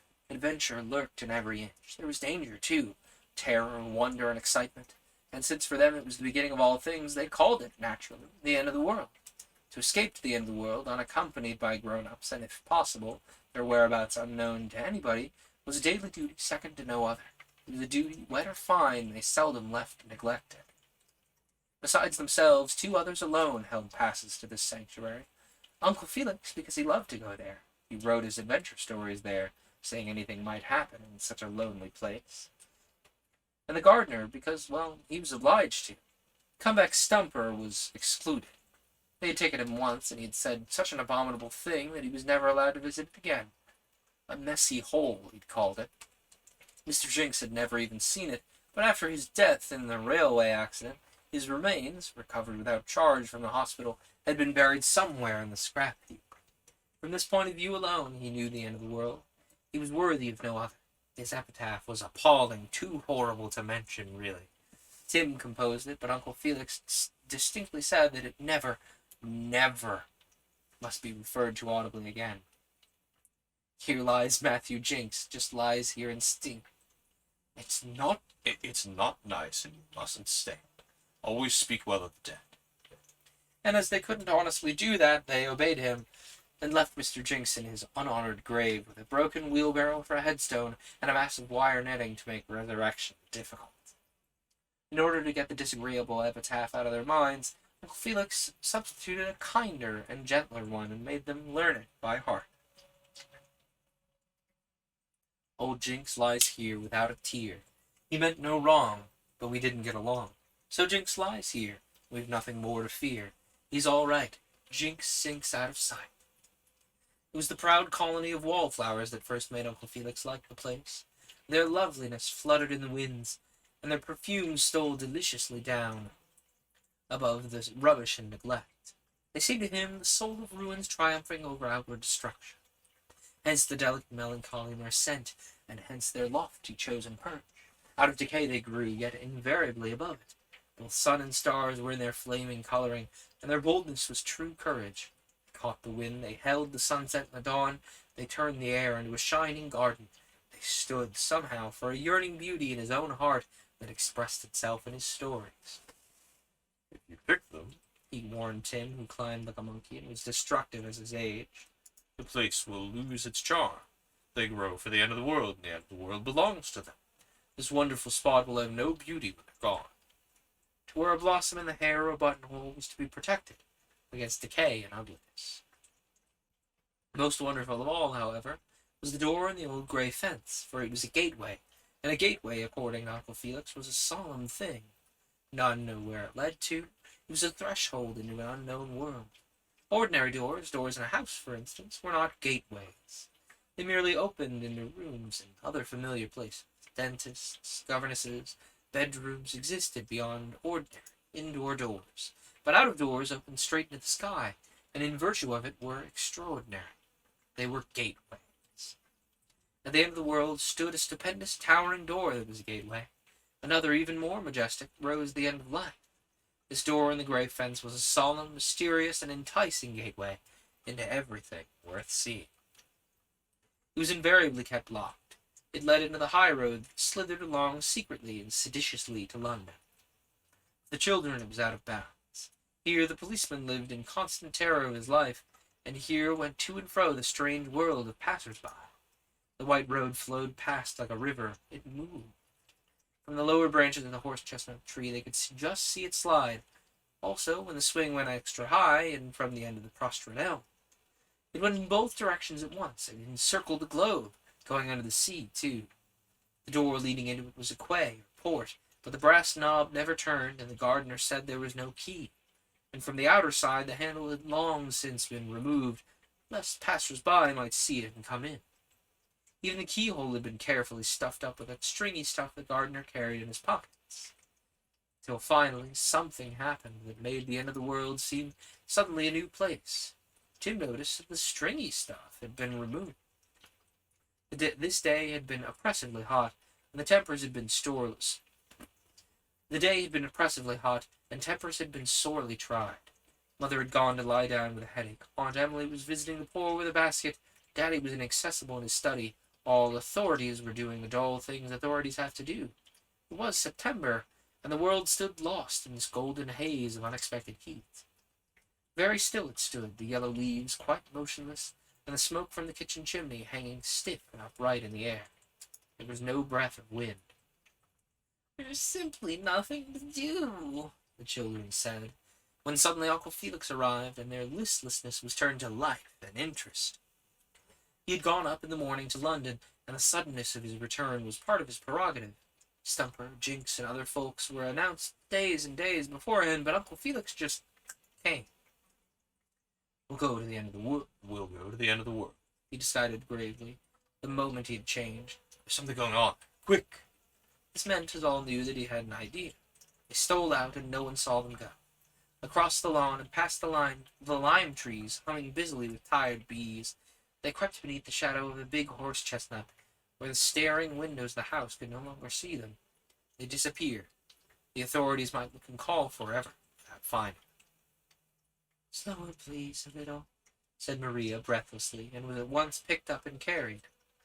Moving cautiously through the laurel shrubbery, they left the garden proper, with its lawns and flower beds, and entered the forbidden region at the end of the world. They stood upright. Uncle Felix dropped Maria like a bundle. "Look, I told you so."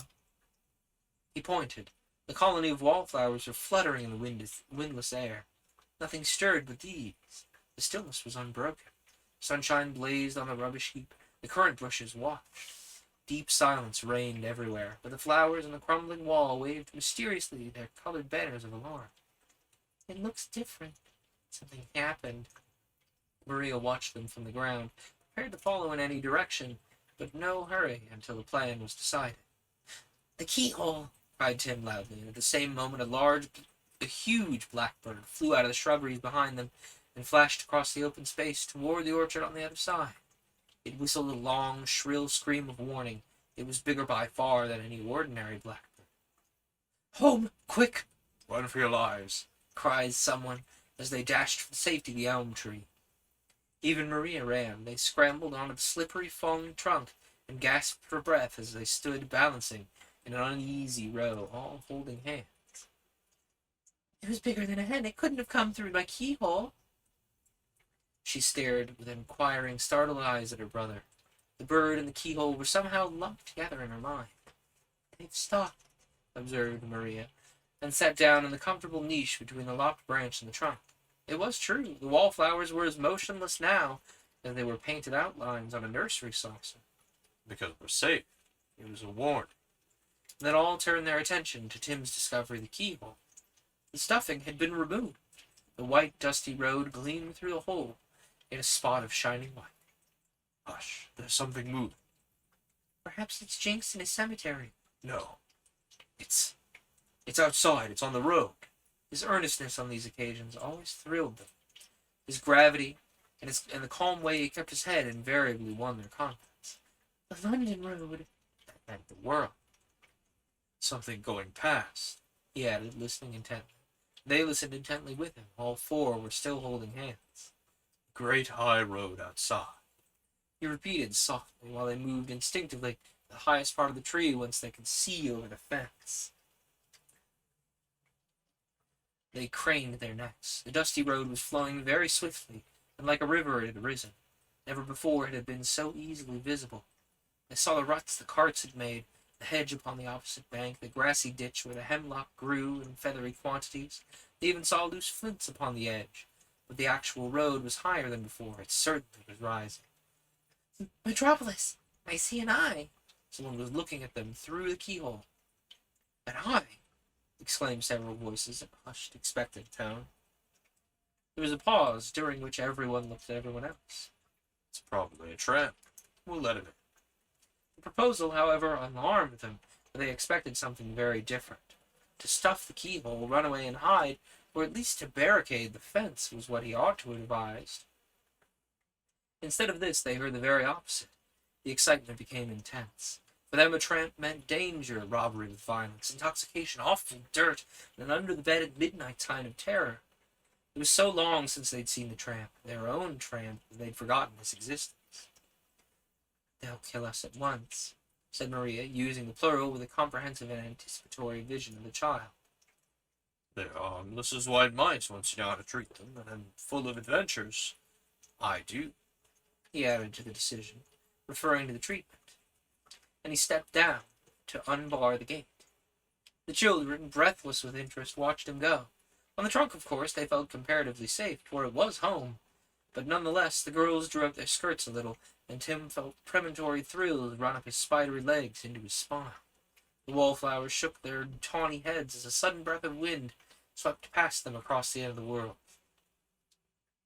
seemed an age before the audacious thing was accomplished, and the door swung wide into the road outside.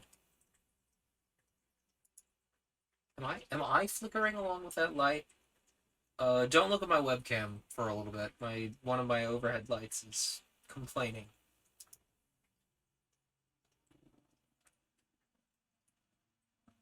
Quick, he's a perjured man. Shut the gate. She sprang down to help. He'll be arrested for highway violence and be incarcerated. There was confusion in her mind. She felt pity for this woebegone shadow of a human being, and terror lest the policeman, who lived on the white summery high road, would catch him and send him to the gallows before he was safe inside.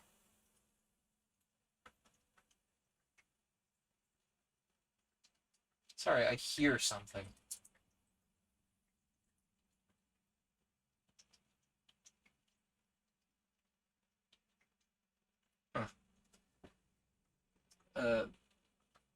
Summery white high road would catch him and send him to the gallows before he was safe inside. Her love was ever with the underdog. There was a rush and a scramble. The gate was shut, and the tramp stood gasping before them in the enchanted sanctuary at the end of the world. He's ours. It's our old tramp. Be very polite to him. Altheax had time to whisper hurriedly, seeing all the three that stood behind him. He's a great adventurer, a wanderer, too. What a note to end on. So we will learn more about the tramp and his great adventures and wanderings next week. Tune in Friday night. I may keep just 8 whatever my local time is as the time. That might be a little easier than always having to hit 8 Central. I'll have to think about it. Either way, next Friday for more on our much beloved tramp, and Monday for tabletop RPG stuff. This has been Paper Cuts, and I hope it didn't sting.